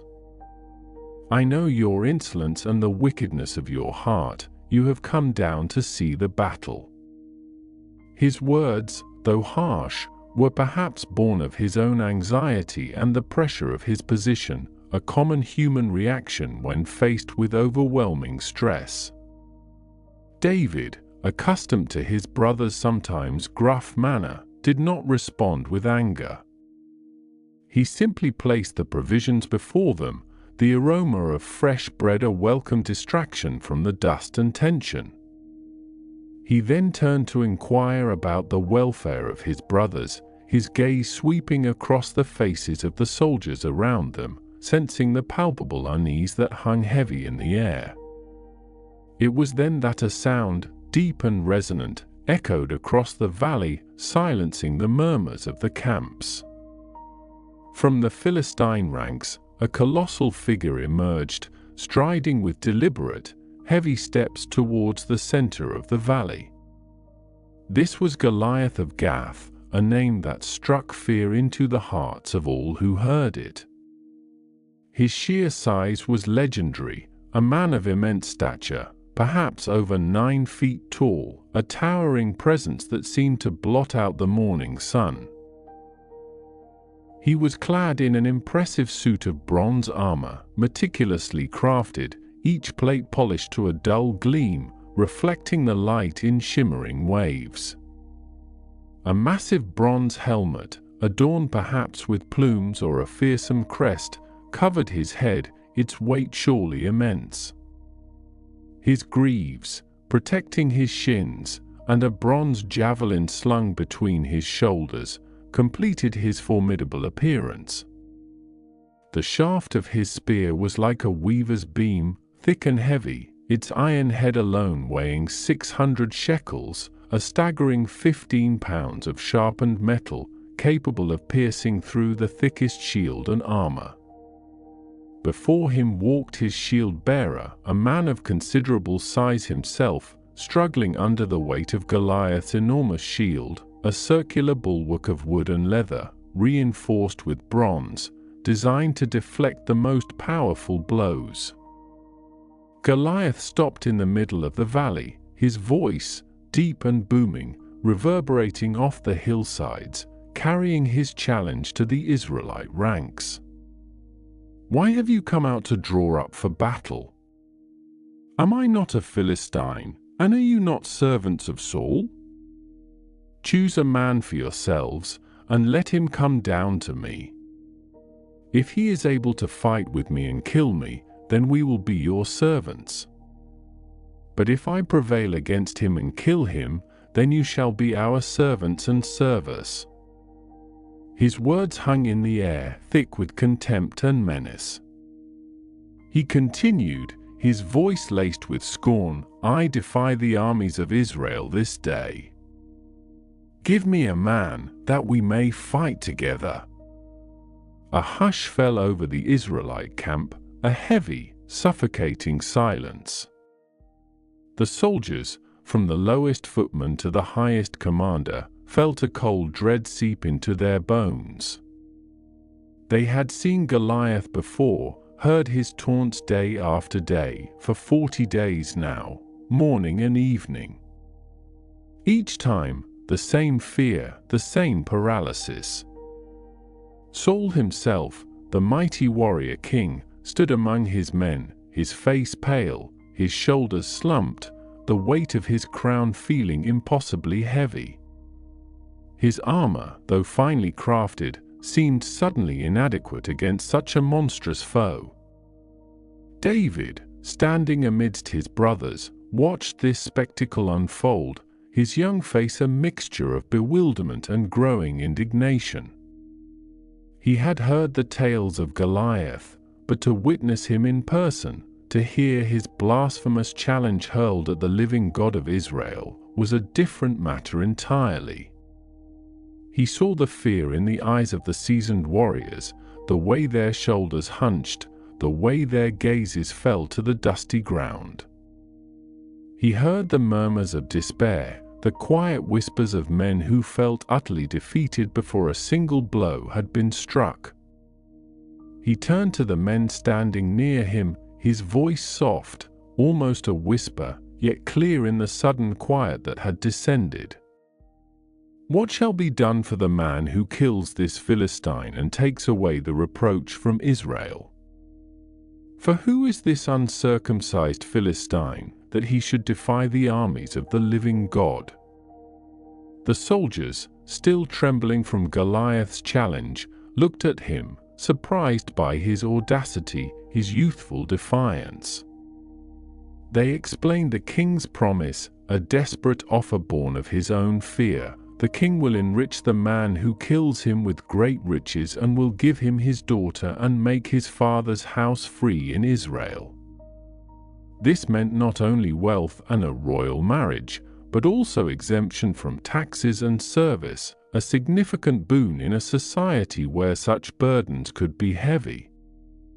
Eliab, overhearing David's questions, turned to him again, his face flushed with anger. "Why did you come down? And with whom have you left those few sheep in the wilderness? I know your presumption and the evil of your heart, for you have come down to see the battle." His voice was sharper this time, carrying a sting of resentment, perhaps a reflection of his own feelings of inadequacy in the face of Goliath's challenge. David, however, remained calm. "What have I done now?" he replied, his voice still even. "Was it not but a word?" He then turned away from his brother, his gaze once more drawn to the towering figure of Goliath, who continued to pace and taunt, his voice a constant, grating presence in the valley. David continued to speak to the soldiers, his quiet questions circulating among them, his words carrying a different kind of energy, a spark of something unfamiliar in the atmosphere of despair. He spoke of the Philistines' defiance, his blasphemy against the God of Israel. His words, though spoken softly, began to reach the ears of those who stood nearby, and eventually, the murmurs of his unusual confidence reached the king's tent. Someone, perhaps a junior officer, or even a common soldier who had overheard David, went to Saul and reported, "There is a young man here who says he can fight the Philistine." Saul, desperate for any flicker of hope, any break in the suffocating stalemate, sent for David. When David was brought before the king, the contrast between them was stark. Saul, tall and imposing even in his fear, his regal robes perhaps a little rumpled from days of anxiety, looked down at the youthful shepherd, whose simple tunic and earnest gaze seemed out of place in the grim military encampment. David, standing before the king, spoke with a quiet conviction that belied his years. "Let no man's heart fail because of him. Your servant will go and fight with this Philistine." Saul looked at him, a flicker of disbelief in his eyes, then a wave of parental concern. "You are not able to go against this Philistine to fight with him, for you are but a youth, and he has been a man of war from his youth." Saul's words were not dismissive, but rather a frank assessment of the overwhelming odds, a reflection of his own experience on the battlefield.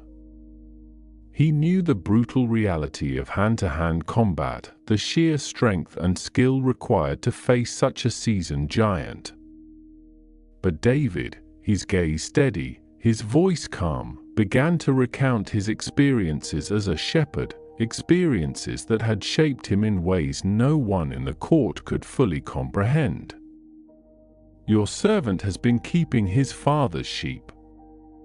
When there came a lion or a bear and took a lamb from the flock, I went out after him and struck him and rescued it from his mouth. And when he rose against me, I caught him by his beard and struck him and killed him."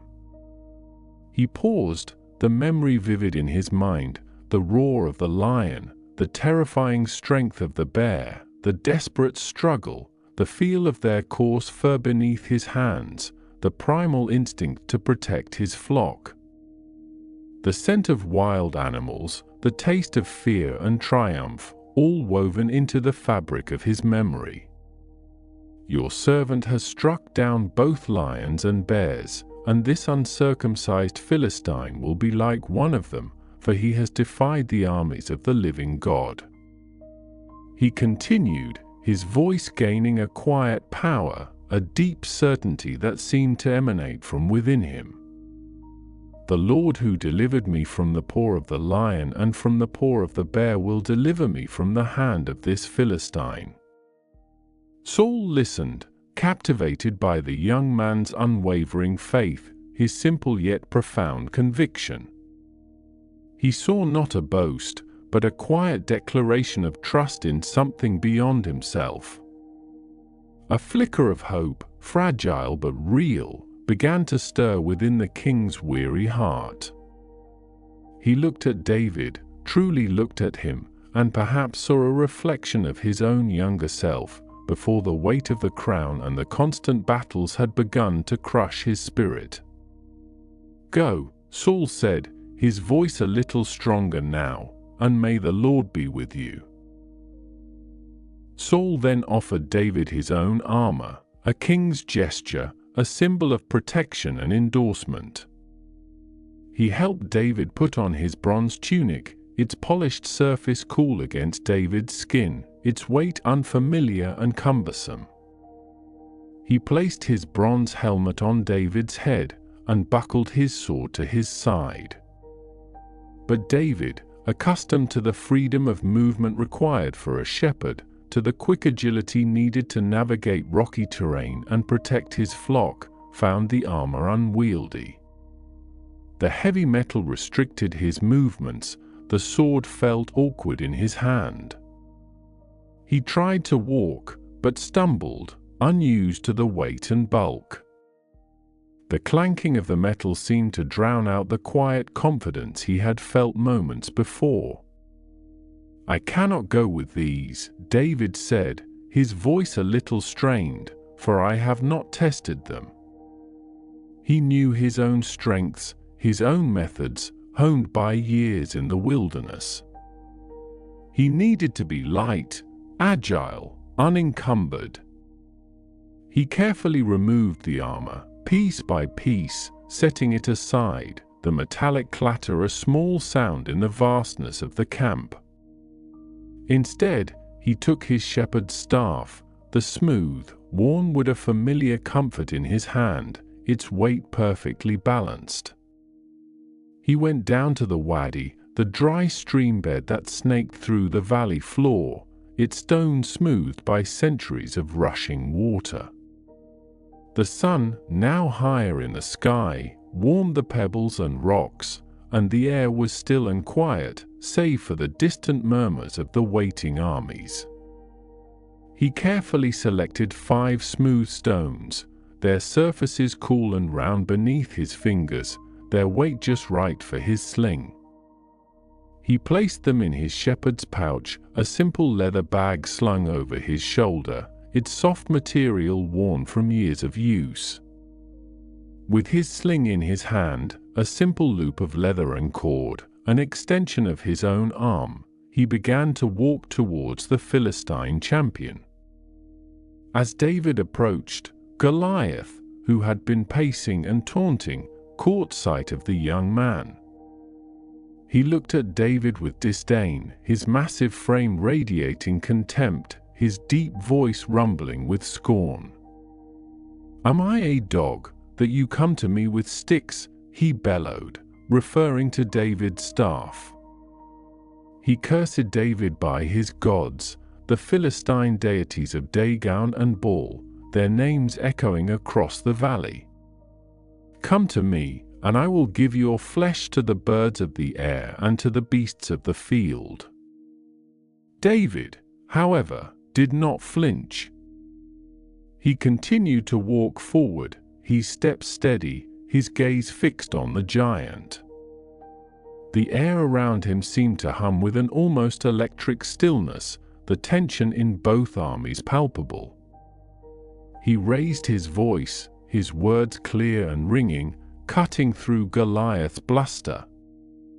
"You come to me with a sword and with a spear and with a javelin, but I come to you in the name of the Lord of hosts, the God of the armies of Israel, whom you have defied. This day the Lord will deliver you into my hand, and I will strike you down and cut off your head. And I will give the dead bodies of the host of the Philistines this day to the birds of the air and to the wild beasts of the earth, that all the earth may know that there is a God in Israel, and that all this assembly may know that the Lord saves not with sword and spear. For the battle is the Lord's, and he will give you into our hand." His words, spoken with such unwavering conviction, carried an authority that transcended his youth and his simple attire. They were not just words, but a declaration of faith, a challenge to the very essence of Goliath's power. As Goliath began to move forward, his heavy steps shaking the ground, David ran towards him, not with fear, but with a surprising burst of speed, his movements fluid and unburdened.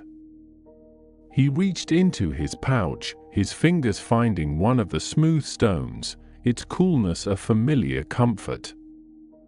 He placed it in his sling, the leather strap feeling natural in his grip. He whirled the sling around his head, the stone whistling through the air with increasing speed, a low hum that grew into a high-pitched whine. With a sudden, decisive release, the stone shot forth, a small, dark projectile against the bright sky. It flew with incredible force and accuracy, a testament to years of practice, not against men, but against wolves and bears, against distant targets in the vast, open wilderness. The stone struck Goliath squarely on his forehead, in the one unprotected spot between his heavy helmet and his thick armor. There was a sickening thud, a sound that seemed to echo through the entire valley. Goliath staggered, his massive frame swaying like a felled tree.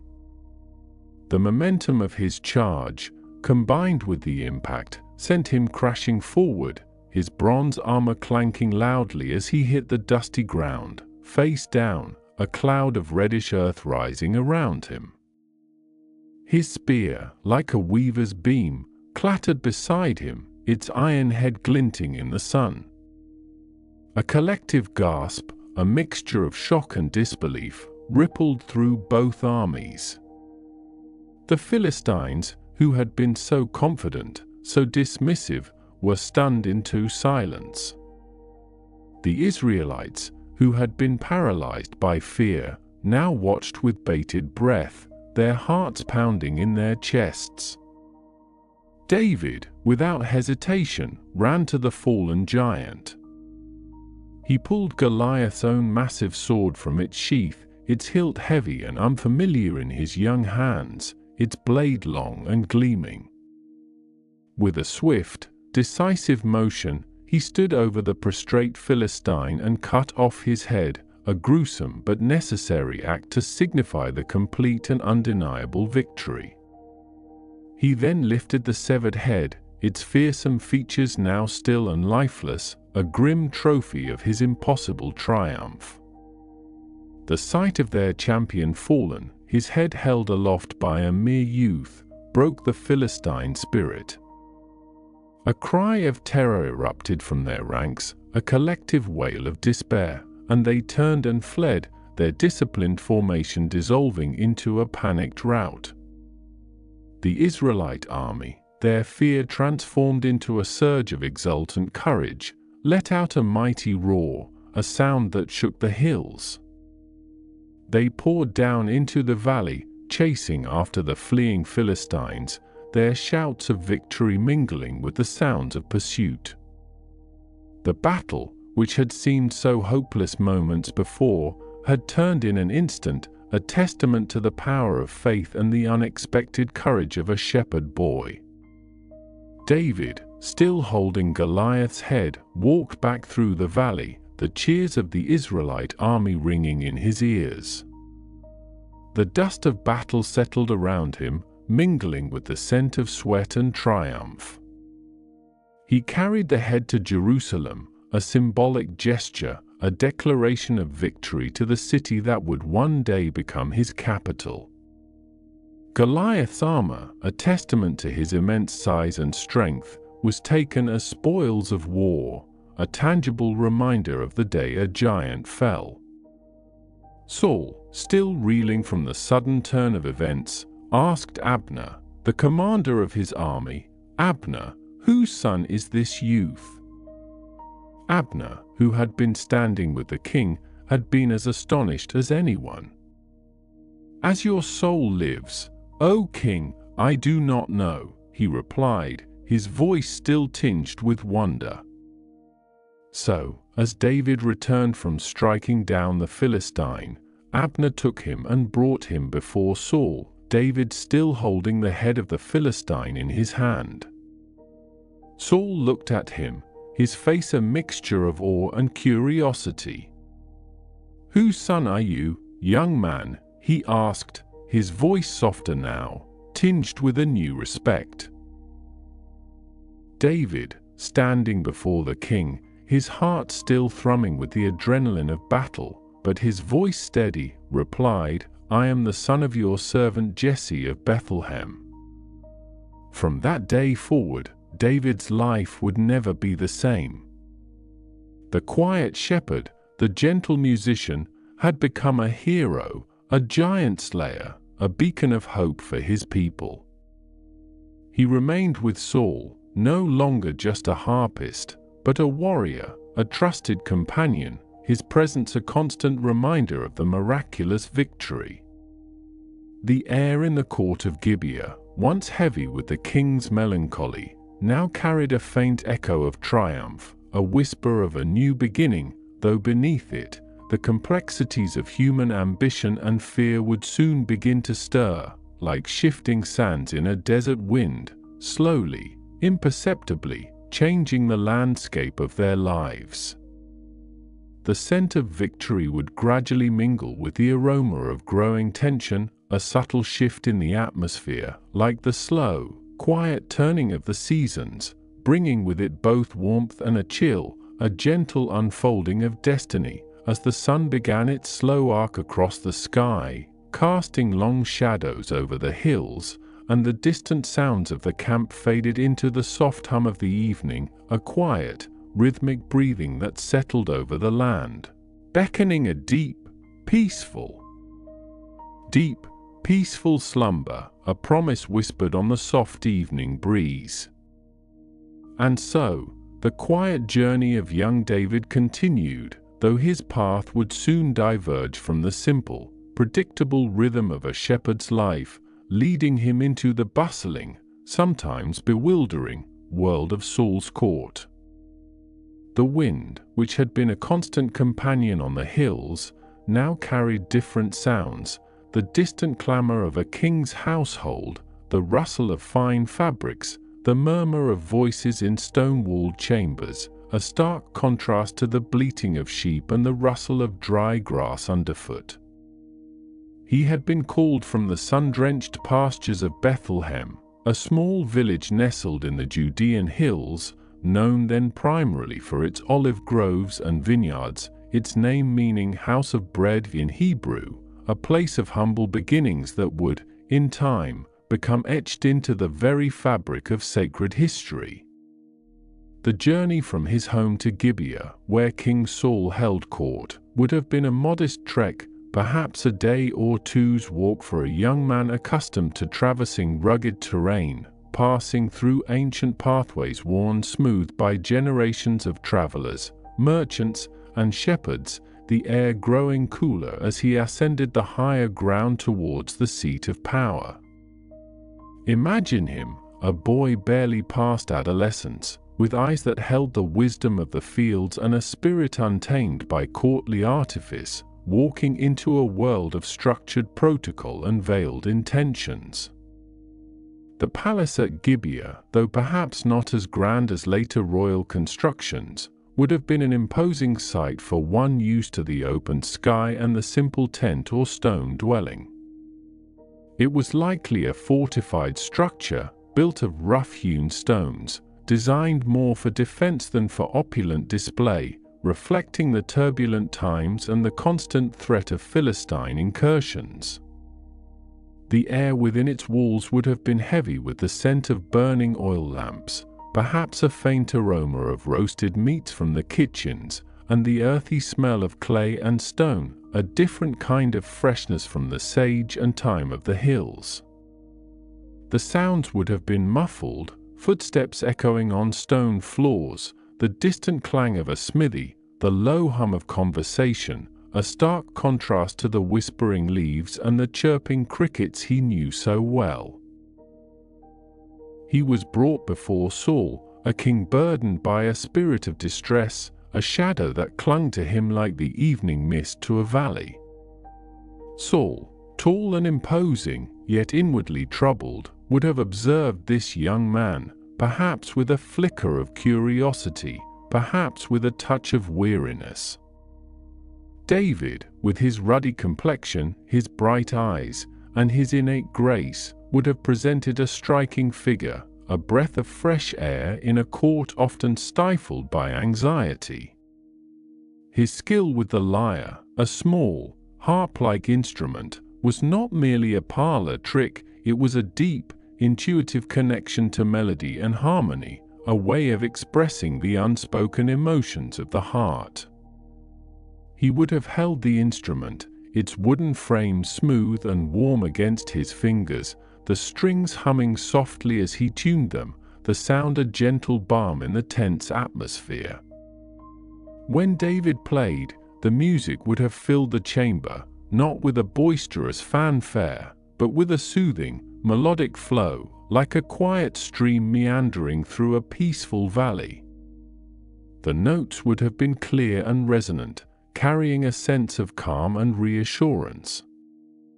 Saul, tormented by his inner turmoil, would have felt the tension in his shoulders begin to ease, the frantic thoughts in his mind start to quiet, like troubled waters becoming still.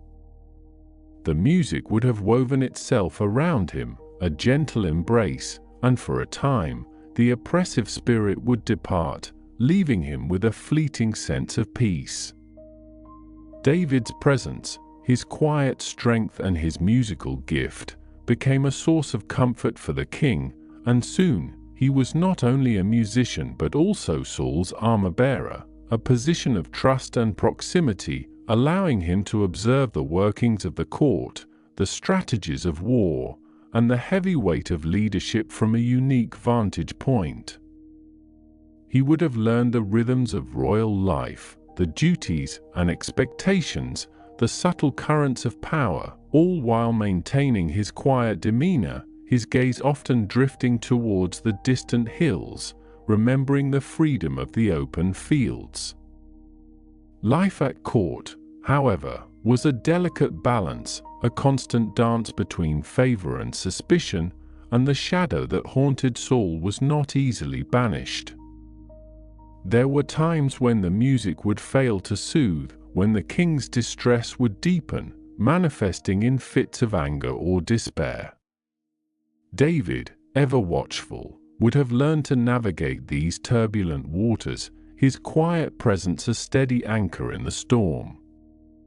He would have seen the burden of kingship, the isolation that often accompanies power, and perhaps, in those moments, a seed of understanding about the complexities of leadership began to take root within his own heart. The scent of polished metal from the armor he bore, the feel of the heavy sword at his side, the weight of responsibility, all these sensations would have become familiar, a subtle preparation for a destiny yet unknown.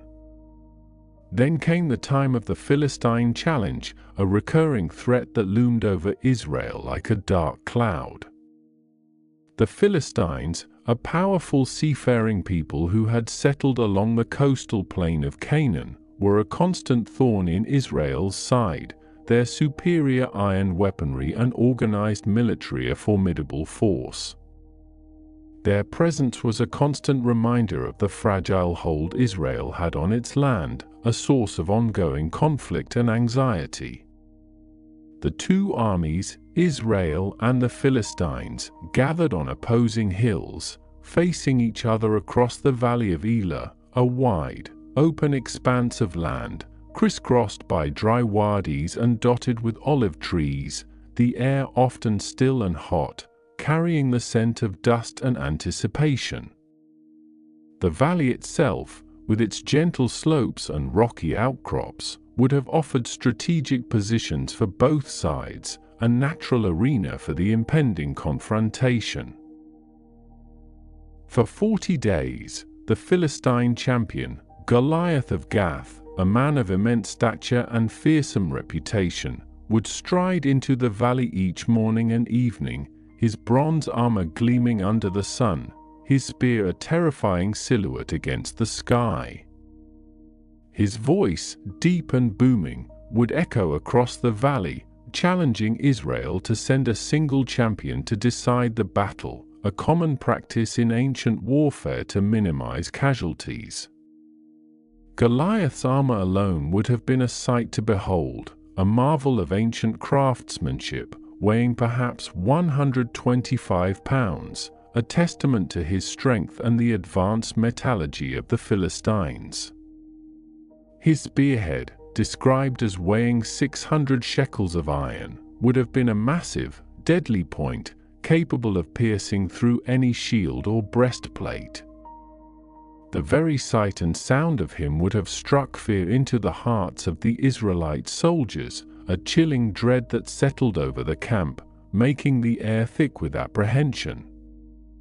The Israelite camp, filled with soldiers from various tribes, would have been a scene of growing despair. The men, though brave, were demoralized by Goliath's taunts and the apparent inability of anyone to meet his challenge. The days would have dragged on, each morning bringing renewed taunts, each evening deepening the sense of hopelessness. The sounds of the camp, usually a mix of chatter, cooking fires, and the clinking of armor, would have grown quieter, more subdued, punctuated only by the distant, mocking roar of Goliath. The smell of wood smoke and cooking meat would have mingled with the dry, dusty scent of the earth, a backdrop to the tension that permeated every corner of the camp. David, in the meantime, had returned to Bethlehem, perhaps during a lull in Saul's need for his music, or perhaps to tend to his family's flocks. His father, Jesse, a respected elder in Bethlehem, sent him to the camp to bring provisions to his older brothers, who were serving in Saul's army.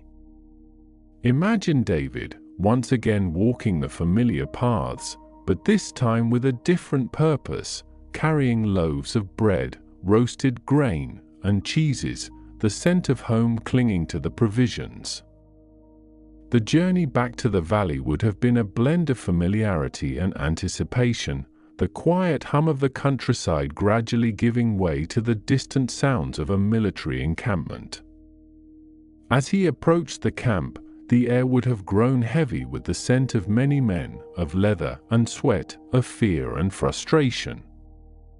He would have heard the low murmurs, the anxious whispers, and then the booming voice of Goliath, echoing across the valley, a sound that would have sent a shiver down the spine of even the bravest warrior. David, a young man whose spirit had been forged in the solitude of the hills, where he had faced lions and bears to protect his flock, would have felt a different kind of anger, a righteous indignation, at the Philistines' defiance of the living God. His heart, accustomed to the quiet courage of a shepherd defending his sheep, would have stirred with a fierce resolve. He spoke to the soldiers, his voice perhaps softer than theirs, yet carrying a clear conviction, asking why no one would answer this uncircumcised Philistine who dared to defy the armies of Israel.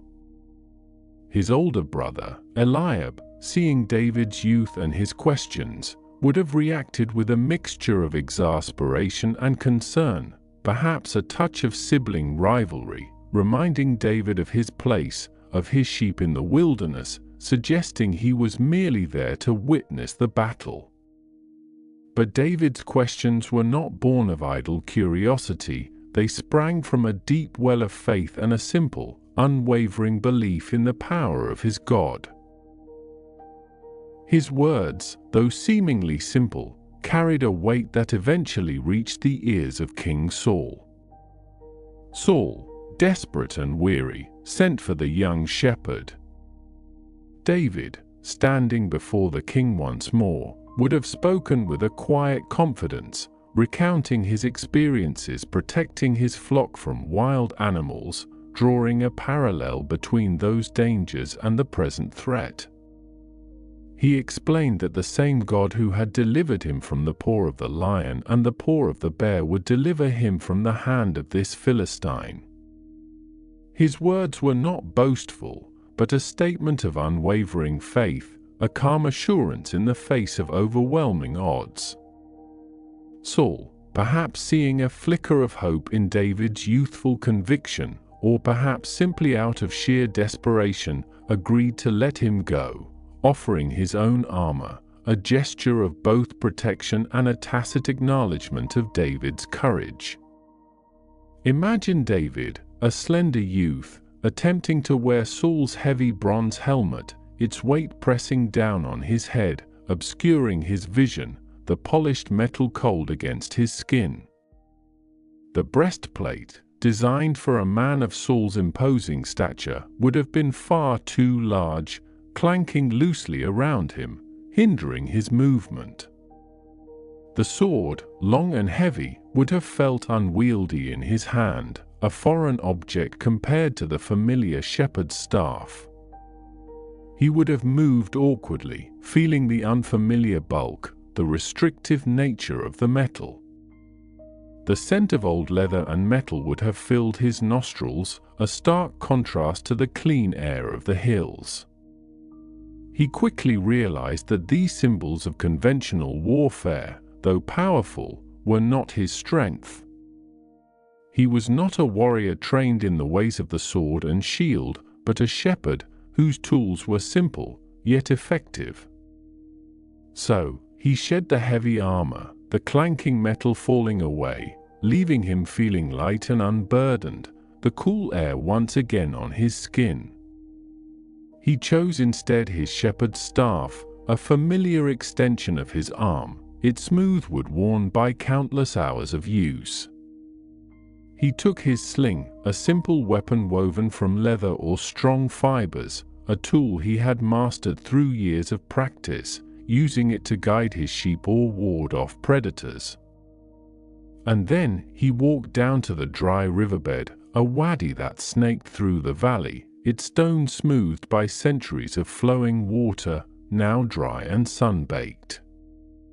He carefully selected 5 smooth stones, each one perfectly rounded and sized for his sling, feeling their cool weight in his hand, their texture familiar and reassuring.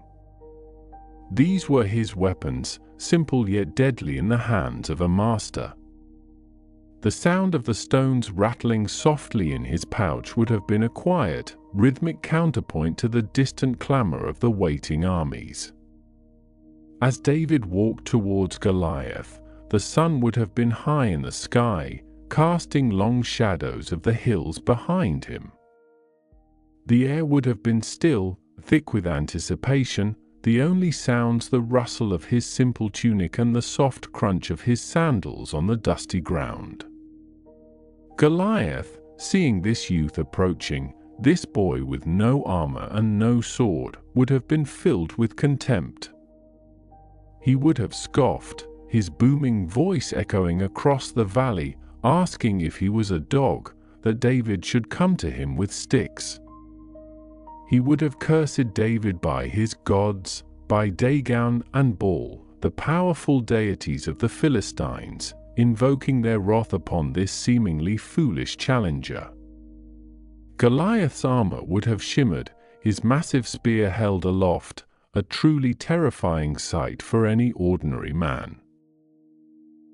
But David, his heart filled with an unwavering faith, would have stood firm.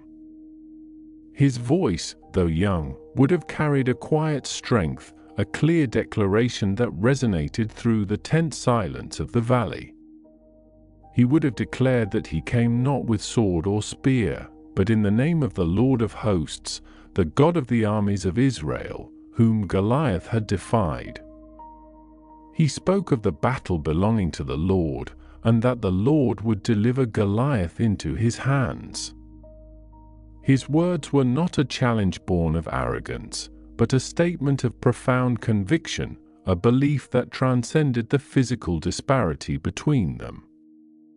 With these words, David would have reached into his shepherd's pouch, his fingers closing around one of the smooth stones. He would have placed it carefully in the sling, the leather strap feeling familiar and secure in his grip. He would have begun to whirl the sling around his head, the stone gathering momentum, a soft whistling sound cutting through the air, a sound he had made countless times on the lonely hillsides. His eyes, keen and focused, would have locked onto Goliath, not with fear, but with a steady, unwavering resolve.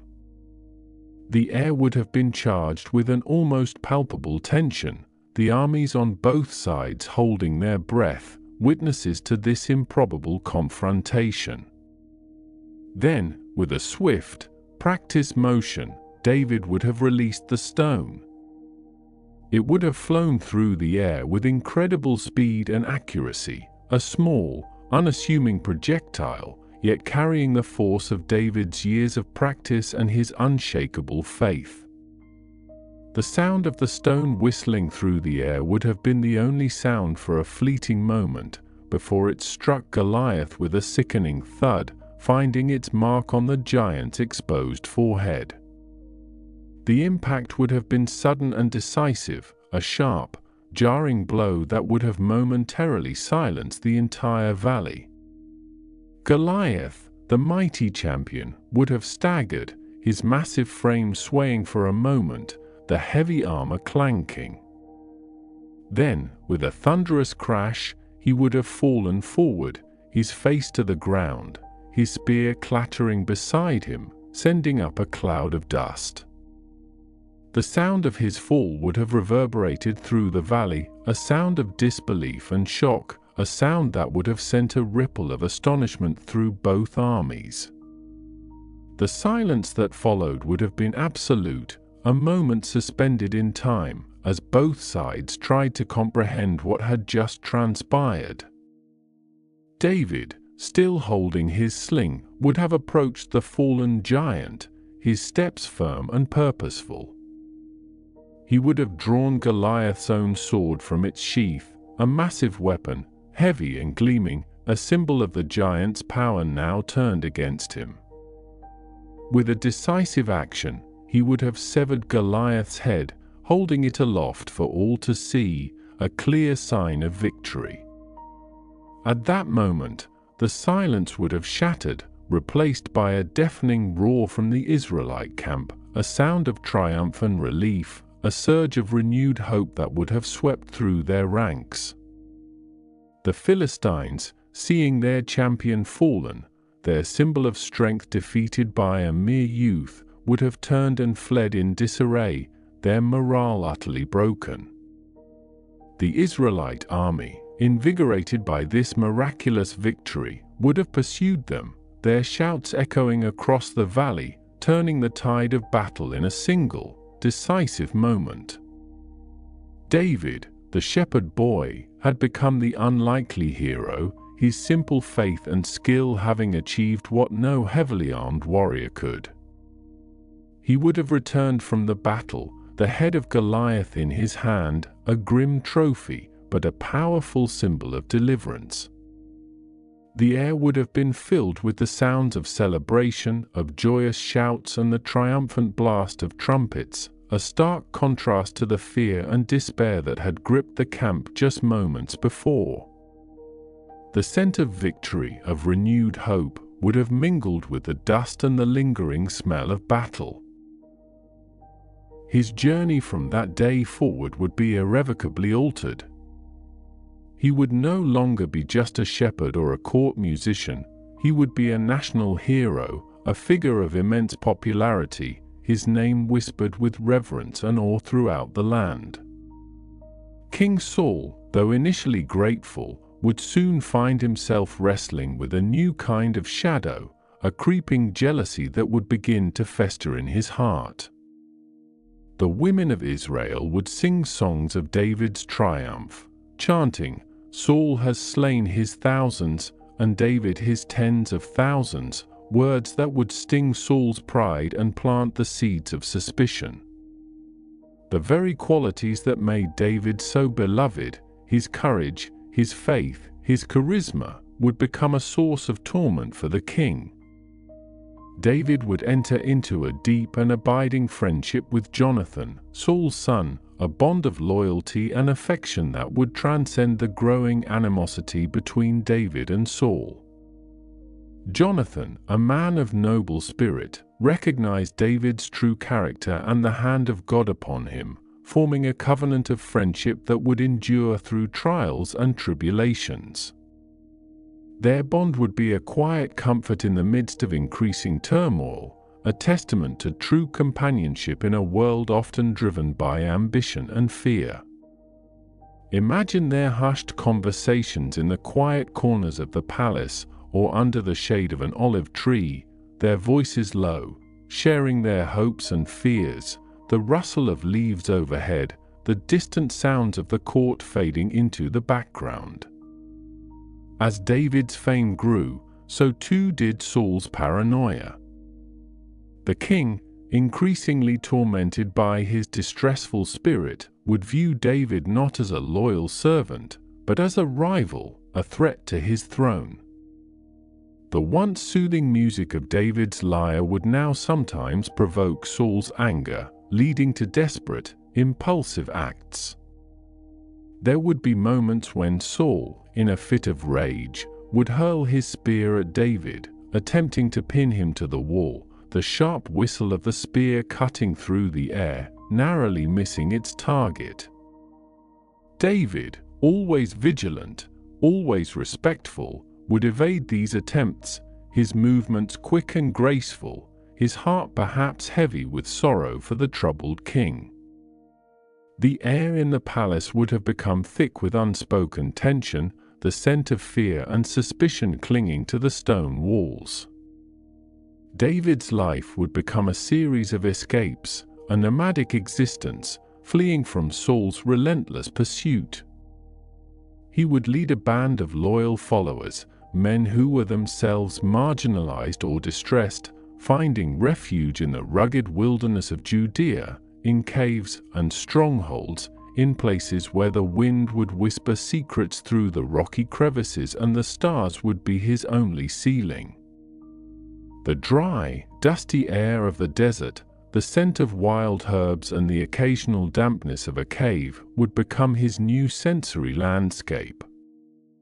He would learn to survive on what the land provided, to move silently through the night, to remain hidden from his pursuers. These years in the wilderness, though fraught with danger, would also be a time of profound growth and reliance on God. He would compose many of his psalms during this period, pouring out his heart in poetic verses, expressing his fears, his hopes, and his unwavering trust in the divine protector. The sound of his own voice, singing softly in the quiet of a cave, accompanied by the gentle strumming of his lyre, would have been a source of comfort and strength for himself and his men. He would have many opportunities to harm Saul, to end the pursuit, to claim the throne that he knew was destined for him. Yet, each time, he would refuse, his reverence for the Lord's anointed paramount. In the cave of En-Gedi, a lush oasis in the Judean desert, where fresh springs tumble down rocky cliffs, creating a haven of greenery amidst the arid landscape, David and his men were hiding when Saul entered the very same cave to relieve himself. David's men urged him to seize the moment, to strike down his enemy. But David, moving silently in the shadows, merely cut off a corner of Saul's robe, a quiet, symbolic act. The feel of the rough fabric in his hand, the soft snip of his knife, the heavy breathing of the unsuspecting king, all would have been etched into his memory. Later, he would reveal himself, showing Saul the piece of cloth, demonstrating his respect and his unwillingness to harm the king. The air in the cave, cool and damp, would have carried the scent of damp earth and the faint, metallic tang of fear. Another time, David found Saul asleep in his camp, his spear stuck in the ground beside his head, his water jug nearby. Again, David's companion, Abishai, urged him to strike. But David refused, taking only Saul's spear and water jug as proof of his presence and his restraint. He would have moved with the utmost stealth, his bare feet making no sound on the dusty ground, his heart beating a quiet rhythm in the stillness of the night. The cool night air, the scent of sleeping men, the faint glint of the moon on the spearhead, all would have contributed to the profound tension of the moment. These acts of mercy, these demonstrations of unwavering principle, would set David apart, revealing a character of profound integrity and a deep understanding of God's timing. Eventually, the long, arduous pursuit came to an end, not by David's hand, but by the Philistines. The Battle of Mount Gilboa was a devastating defeat for Israel. Saul and his 3 sons, including Jonathan, David's beloved friend, fell in battle. The news would have reached David in the wilderness, carried by a messenger, a breathless, dust-covered figure, his voice heavy with sorrow. The weight of the news would have settled over David like a heavy shroud, a profound grief for the king who had hunted him, and an even deeper sorrow for his dearest friend, Jonathan, whose love for him was more wonderful than the love of women. The sounds of lamentation, of weeping and tearing of clothes, would have filled the air, a raw expression of loss. With Saul's death, the path was cleared for David to ascend to the throne. He was first anointed king over the house of Judah in Hebron, an ancient city nestled in the hills, known for its vineyards and its historical significance as a burial place of patriarchs. The anointing ceremony would have been simple, yet profound, the oil cool and fragrant on his skin, a symbolic transfer of divine authority. The air would have been filled with the murmur of voices, the quiet celebration of his loyal followers, a sense of destiny finally unfolding. For 7.5 years, he reigned in Hebron, consolidating his power, building alliances, and preparing for the day when all of Israel would recognize him as their king.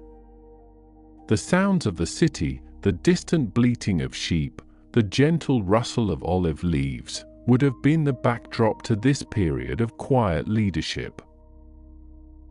Finally, all the tribes of Israel came to Hebron, acknowledging David as their rightful king.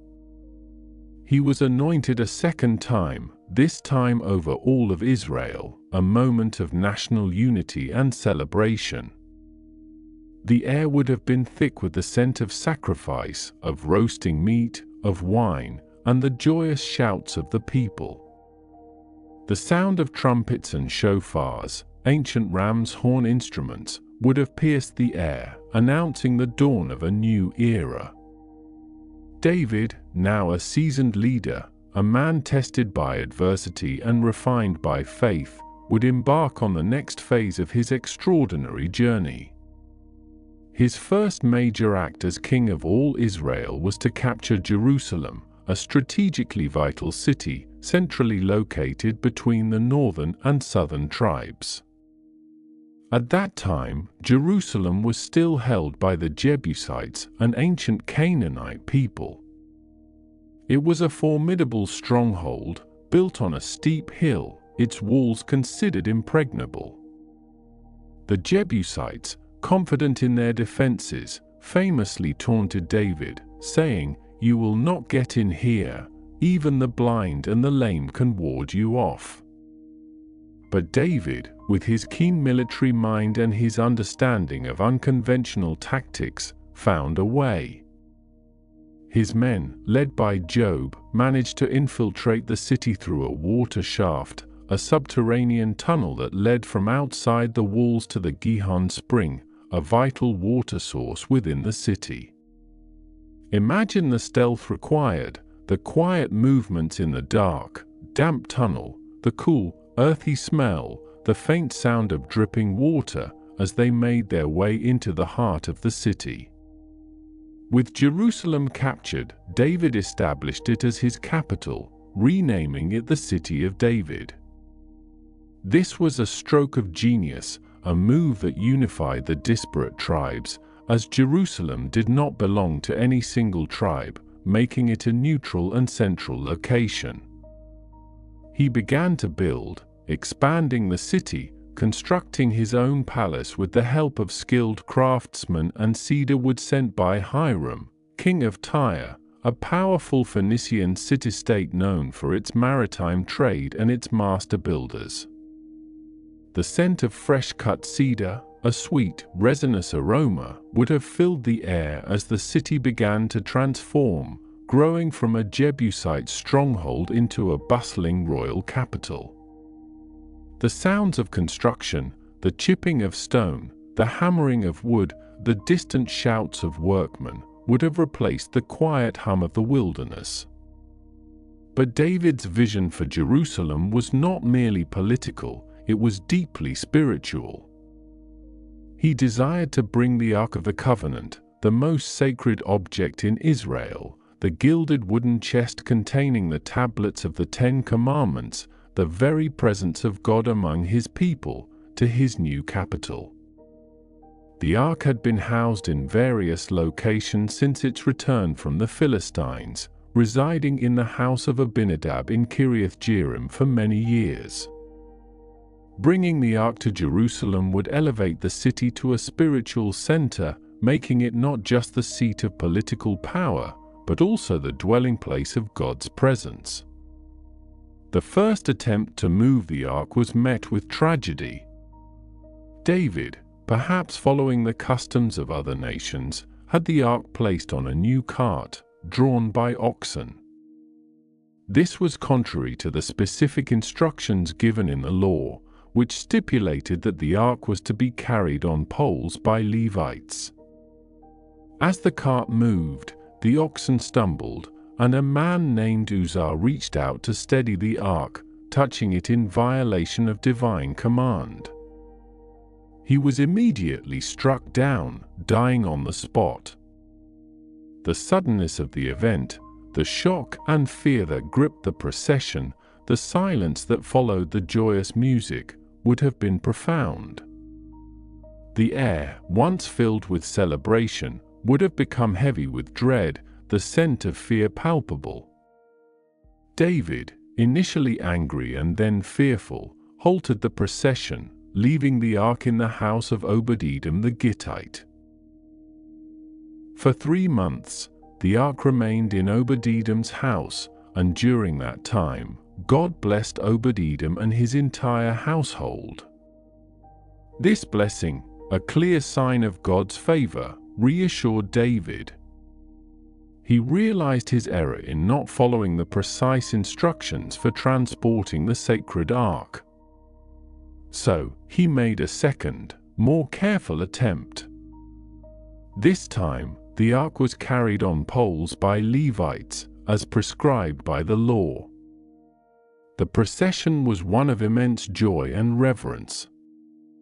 David himself, shedding his royal robes, dressed in a simple linen ephod, a priestly garment, danced with all his might before the Lord, leaping and whirling with unbridled exuberance. The sounds of trumpets and shofars, of lyres and harps, of tambourines and cymbals, would have filled the air, a symphony of praise. The shouts of the people, their joyful ululations, would have echoed through the streets of Jerusalem. The scent of sacrifice, of burning incense, of wine poured out in offering, would have mingled with the dust raised by the dancing feet. As the ark entered the city of David, brought into the tent David had prepared for it, the celebrations reached a crescendo. David offered burnt offerings and peace offerings, blessings the people in the name of the Lord. He distributed provisions to everyone, a loaf of bread, a cake of dates, and a cake of raisins, ensuring that all shared in the joy and abundance. The atmosphere would have been one of profound gratitude and communal celebration, a moment of deep connection between king, people, and God. However, not everyone shared in David's unbridled joy. Michal, Saul's daughter, David's wife, looked down from a window and saw David dancing and leaping before the Lord. In her heart, she despised him, seeing his enthusiastic display as undignified, unbecoming of a king. Her aristocratic sensibilities, perhaps still clinging to the memory of her father's more reserved demeanor, found David's raw, passionate worship to be an embarrassment. Later, she would confront him, her words sharp and critical, accusing him of shamelessly exposing himself. David, however, would defend his actions, asserting that he danced before the Lord, who had chosen him over her father's house. This moment, a quiet tension amidst the public celebration, revealed a growing rift, a misunderstanding of David's heart and his deep devotion. the scent of celebration would have been tinged, for a moment, with the bitter aroma of unspoken judgment. With the ark now in Jerusalem, David began to settle into his reign, bringing stability and prosperity to the nation. He defeated the surrounding enemies, establishing secure borders and expanding Israel's influence. The Philistines, the Moabites, the Arameans, the Edomites, all were subdued, bringing a period of relative peace and security to the land. The sounds of war, once a constant threat, began to recede, replaced by the sounds of a nation at peace, of bustling markets, of farmers tending their fields, of children playing in the streets. The scent of freshly baked bread, of growing crops, of blooming flowers, would have replaced the harsh smells of battle. As David sat in his palace, a structure of cedar and stone, his mind would have turned to the Ark of the Covenant, still residing in a tent. He felt a profound unease that he, a king, lived in a house of cedar, while the Ark of God dwelled in a mere tent. He expressed this desire to build a permanent temple for the Lord to the prophet Nathan. Nathan, initially supportive, later received a divine message for David. The message was profound and far-reaching, a covenant that would shape the future of Israel for centuries to come. God, through Nathan, told David that it was not David who would build a house for God, but rather God who would build a house for David, a lasting dynasty, an eternal kingdom. The promise was that David's throne would be established forever, and that his descendant would build the temple. This divine promise, a covenant of grace and enduring lineage, would have filled David's heart with an overwhelming sense of awe and gratitude.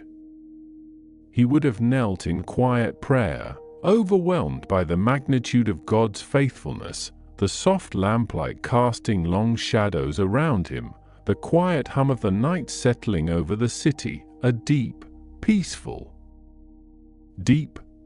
quiet enveloping his private chambers. The morning light, when it eventually streamed through the high, narrow windows of the palace, would have found David still wrestling with the implications of Nathan's prophecy, the weight of such a promise settling upon his shoulders like a finely woven, yet incredibly heavy, royal mantle. The air would have been cool and still, perhaps carrying the faint scent of baking bread from the palace kitchens or the distant bleating of sheep being led to pasture outside the city walls. He would have risen slowly, the stiffness of sleep lingering in his limbs, and perhaps walked to a window overlooking Jerusalem, watching the city slowly awaken beneath the gentle, golden glow of the rising sun. The stone walls of the palace, still cool from the night air, would have offered a sense of permanence, a stark contrast to the fleeting nature of human life, yet here was a promise of an eternal dynasty, a lineage that would endure beyond the shifting sands of time. This period of consolidation, following the establishment of Jerusalem as the capital and the bringing of the Ark, was a time of relative peace and prosperity for Israel, a brief respite before the storm clouds of future conflicts would gather on the horizon. David, now firmly seated on his throne, began to organize his kingdom more formally. He established a sophisticated administrative structure, a necessity for governing a rapidly expanding nation. Imagine the bustling courtyards of the palace, the sounds of sandals on stone, the murmur of voices as scribes, their quills scratching softly on papyrus or parchment, recorded decrees and kept meticulous records. These scribes, trained in the ancient Near Eastern tradition, would have been highly valued, their skills essential for the smooth functioning of the kingdom. They might have worked in rooms cooled by thick stone walls, perhaps with small windows allowing in just enough light to illuminate their work, the air thick with the scent of ink and aged scrolls. David also organized his military, transforming it from a collection of tribal levies into a more professional fighting force. This would have involved regular training, the clatter of weapons in the dusty training grounds outside the city walls, the rhythmic shouts of commanders, and the disciplined movements of soldiers practicing their formations. The sound of metal on metal, the thud of spears hitting targets, the low rumble of men marching in unison, these would have been common sounds echoing through the valleys surrounding Jerusalem. The Philistines, though defeated, remained a constant threat, and other neighboring kingdoms, like Ammon, Moab, and Edom, occasionally stirred, necessitating a strong and ready army. David's personal guard, the Cherethites and Pelethites, likely foreign mercenaries known for their loyalty and fighting prowess, would have been a visible presence, their distinctive armor and weapons marking them apart from the Israelite soldiers. They might have patrolled the palace grounds, their footsteps echoing softly on the polished stone floors, their watchful eyes scanning the surroundings, ensuring the king's safety even in times of peace. It was during this time, perhaps during a quiet evening meal with his family, the flickering oil lamps casting dancing shadows on the walls, that David might have reflected on his journey. From the sun-drenched hills of Bethlehem, tending his father's sheep, the wind whispering through the olive trees, to the dark, echoing caves where he hid from Saul, the chill of the stone seeping into his bones, to the vibrant, bustling streets of Jerusalem, now his capital. The aroma of roasted lamb, fresh bread, and sweet wine would have filled the dining hall, a stark contrast to the meager, often cold, meals he had eaten as a fugitive. He might have watched his children, their faces bright with youth and innocence, oblivious to the hardships their father had endured, and felt a profound sense of gratitude for the peace that now enveloped his household and his kingdom. However, even in times of peace, the currents of human nature, with all their complexities and frailties, continue to flow. The story of David, like the story of humanity itself, is not one of unblemished perfection, but of triumphs and profound failings, of moments of soaring faith and devastating moral lapses. The narrative now gently shifts, like a slow-moving cloud across a summer sky, to a darker, more somber chapter, a period that would cast a long shadow over David's later reign and bring much sorrow to his house.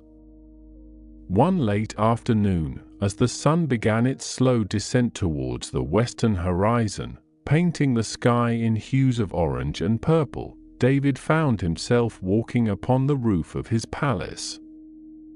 The air would have been warm and still, the sounds of the city below beginning to soften as the day's heat slowly dissipated. From this vantage point, high above the narrow, winding streets, he could see the entire city spread out before him, the flat rooftops of the houses, the courtyards, the occasional plume of smoke rising from a cooking fire. The scent of wood smoke, mingled with the earthy smell of dust and perhaps the faint fragrance of night-blooming jasmine from a nearby garden, would have drifted up to him. It was a time when kings, especially in the Near East, often went out to war, leading their armies into battle. But David, for reasons unstated, had remained in Jerusalem, sending Joab, his loyal but often ruthless commander, and the rest of the Israelite army to besiege Rabbah, the capital city of the Ammonites. The distant sounds of warfare, if any, would have been too far to reach Jerusalem, leaving the city in a deceptive calm. As he walked, perhaps lost in thought, his gaze drifted across the rooftops. He might have been contemplating the ongoing campaign, the strategies, the lives of his soldiers, or simply enjoying the quiet solitude of the evening. Then his eyes fell upon a woman bathing.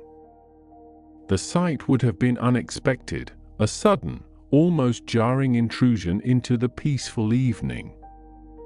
The water, perhaps shimmering in the last rays of the setting sun, would have glistened on her skin.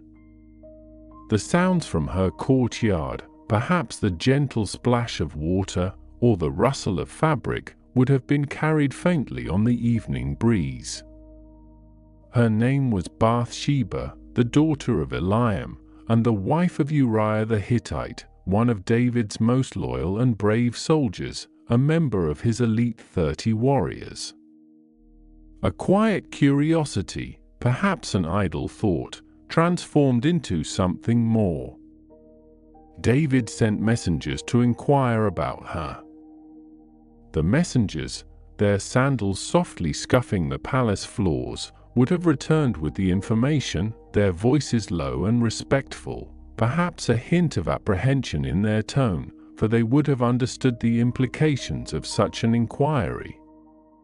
The king, alone on his rooftop, the city lights beginning to twinkle below, would have absorbed this knowledge. The air would have grown cooler, the shadows longer, as the last vestiges of daylight faded. Despite knowing she was married, despite knowing Uriah's unwavering loyalty and his service on the battlefield, David sent for her. The journey from her house to the palace would have been short, perhaps through dimly lit streets, the sounds of the city muffled by the approaching night. The palace, with its imposing walls and hushed corridors, would have felt vast and silent. What Bathsheba felt, as she was escorted to the king, is left unsaid, but one can imagine a mixture of apprehension, perhaps a quiet fear, and the undeniable weight of a royal command. In that culture, a king's summons was not to be refused. The details of that night are left to the imagination, but the scripture states simply, "He lay with her." The soft glow of oil lamps, the rustle of fine linens, the hushed quiet of a royal bedchamber, these sensory details would have surrounded an act that, though seemingly private, would have profound and devastating public consequences. The air might have been heavy with the scent of perfumed oils, or perhaps just the faint, earthy smell of the stone walls. In the quiet days that followed, a messenger arrived at the palace, bearing a message from Bathsheba, "I am pregnant." This news would have struck David with the force of a physical blow, shattering the fragile peace he had perhaps convinced himself existed. The quiet hum of the palace, the distant sounds of the city, would have suddenly seemed sharper, more insistent.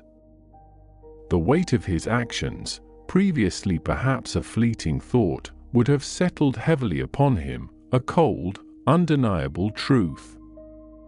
David's immediate response was to try and conceal his sin. He sent a message to Joab, commanding him to send Uriah the Hittite back to Jerusalem.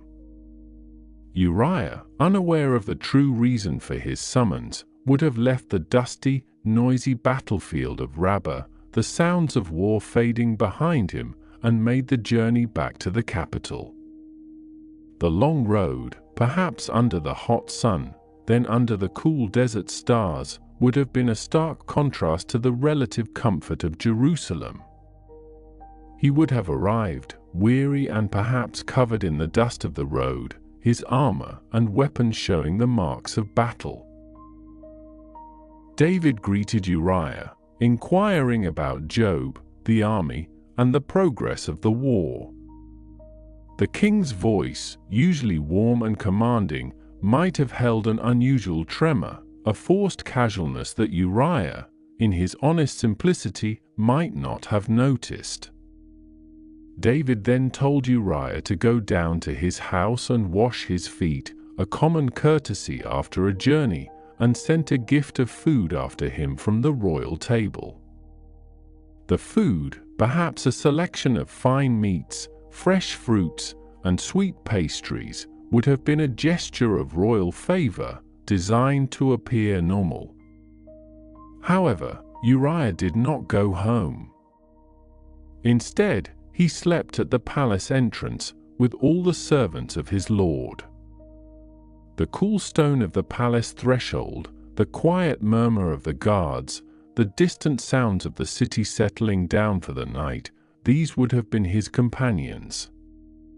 When David was told that Uriah had not gone home, he summoned him again. "Have you not come from a journey?"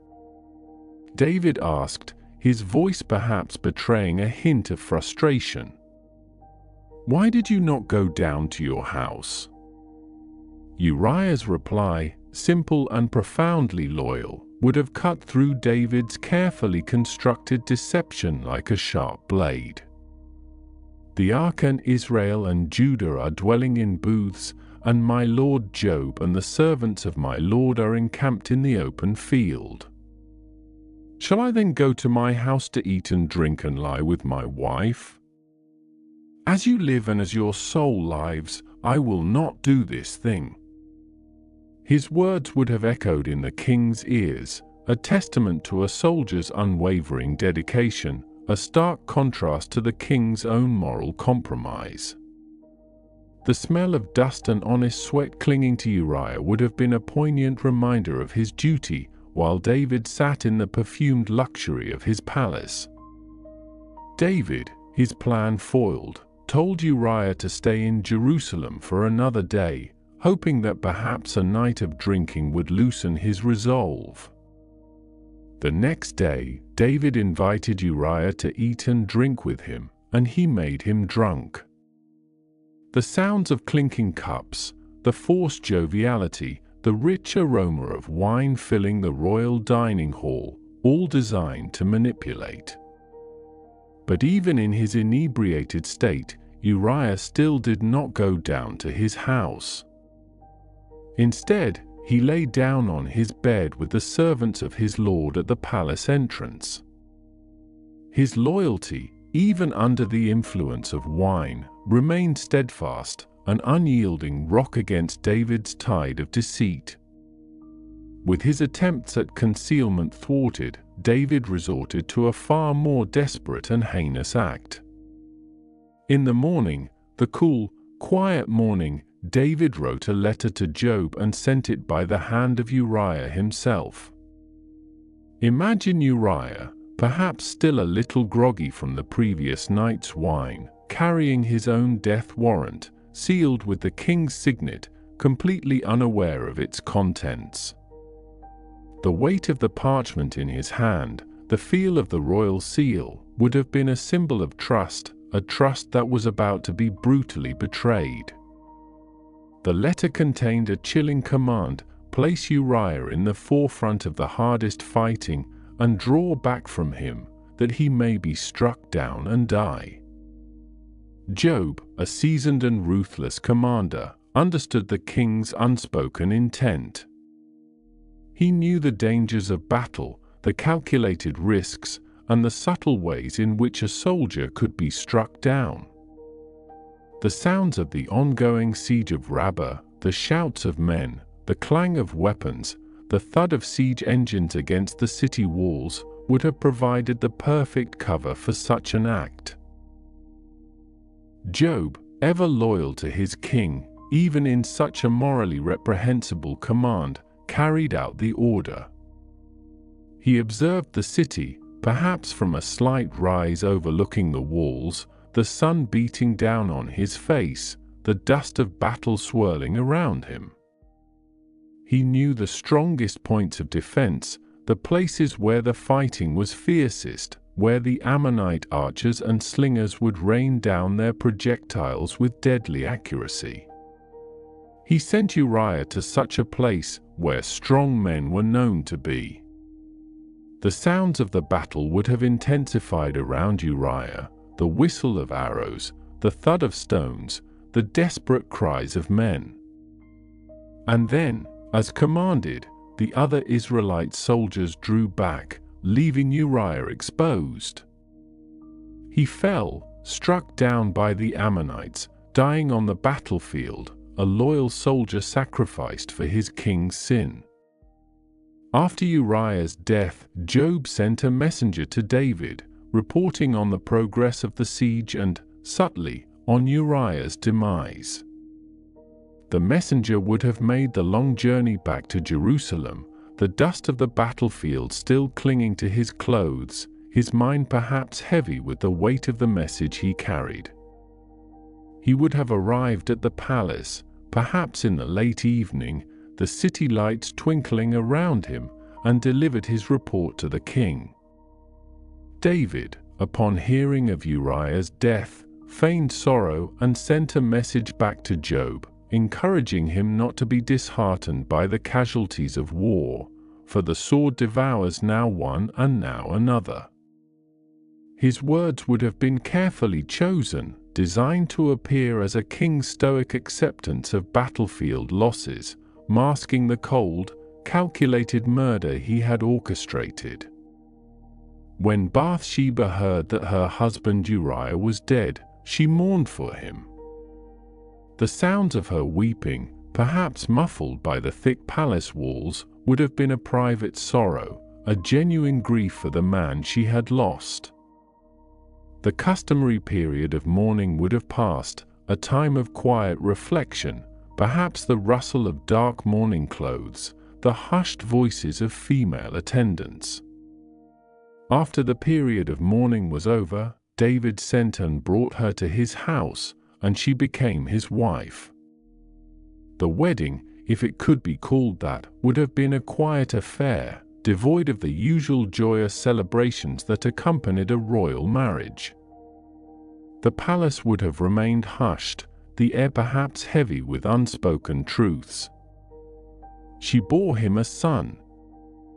The cries of the newborn, a sound usually bringing immense joy and celebration, would have been tinged with a tragic irony, a stark reminder of the circumstances of his conception. However, the scripture then states, with chilling simplicity, "But the thing that David had done displeased the Lord." The quiet disapproval of the divine, a powerful force that would soon manifest itself in a profound and painful way. The peace that David had sought to preserve through deception and murder was an illusion, a fragile construct built on sand. The Lord sent Nathan the prophet to David. Nathan, a man of God, would have entered the palace with a solemn demeanor, his footsteps echoing softly on the polished stone floors. The air in the king's presence would have been thick with unspoken tension, perhaps a quiet apprehension from the palace guards who understood the gravity of a prophet's visit. Nathan approached David, not with direct accusation, but with a parable, a story designed to awaken the king's conscience. "There were two men in a certain city," Nathan began, his voice calm and even, "the one rich and the other poor. The rich man had very many flocks and herds, but the poor man had nothing but one little ewe lamb, which he had bought. And he brought it up, and it grew up with him and with his children. It used to eat of his morsel and drink from his cup and lie in his arms, and it was to him like a daughter." Imagine the scene: David, perhaps seated on his throne, listening intently, the flickering oil lamps casting dancing shadows on the walls. The story would have painted a vivid picture in his mind: the gentle bleating of the lamb, the warmth of its wool, the simple affection of the poor man and his family. The scent of sheep, the feel of its soft coat, the sounds of a humble home, all brought to life by Nathan's words. Nathan continued, "Now there came a traveler to the rich man, and he was unwilling to take one of his own flock or of his own herd to prepare for the guest, but he took the poor man's lamb and prepared it for the man who had come to him." As Nathan spoke these words, a righteous anger would have begun to simmer within David. The injustice of it, the callous disregard for the poor man's sole possession, would have stirred his sense of justice. He would have clenched his fists, perhaps his jaw tightening, the rich man's greed and cruelty a palpable offense. The quiet of the palace chamber would have been broken only by Nathan's steady voice and David's own rising indignation. David's anger flared. "As the Lord lives, the man who has done this deserves to die. And he shall restore the lamb fourfold, because he did this thing, and because he had no pity." His voice would have been strong, righteous, filled with the conviction of a king dispensing justice. The air in the room would have felt charged, the weight of his pronouncement hanging heavy. Then, in a moment of profound and devastating revelation, Nathan looked directly at David, his gaze steady and unwavering, and uttered the words that would forever echo in David's conscience, "You are the man." The silence that followed these words would have been deafening, a sudden, absolute stillness in the royal chamber. The air would have grown heavy, thick with the weight of truth. All the sounds of the palace, the distant murmur of servants, the gentle rustle of the wind outside, would have seemed to fade away, leaving only the stark reality of Nathan's accusation. David's face, moments ago flushed with righteous anger, would have drained of color. The realization, like a cold wave washing over him, would have brought with it a crushing sense of shame and guilt. The rich man, the one who took the poor man's only lamb, was him. Uriah, the loyal soldier, was the poor man, and Bathsheba, his wife, was the lamb. The story settles now, like dust after a long journey. Thank you for listening. If you find peace here, we would love to have you back. Tap subscribe so the next story finds you. Until then, sleep deeply and wake rested.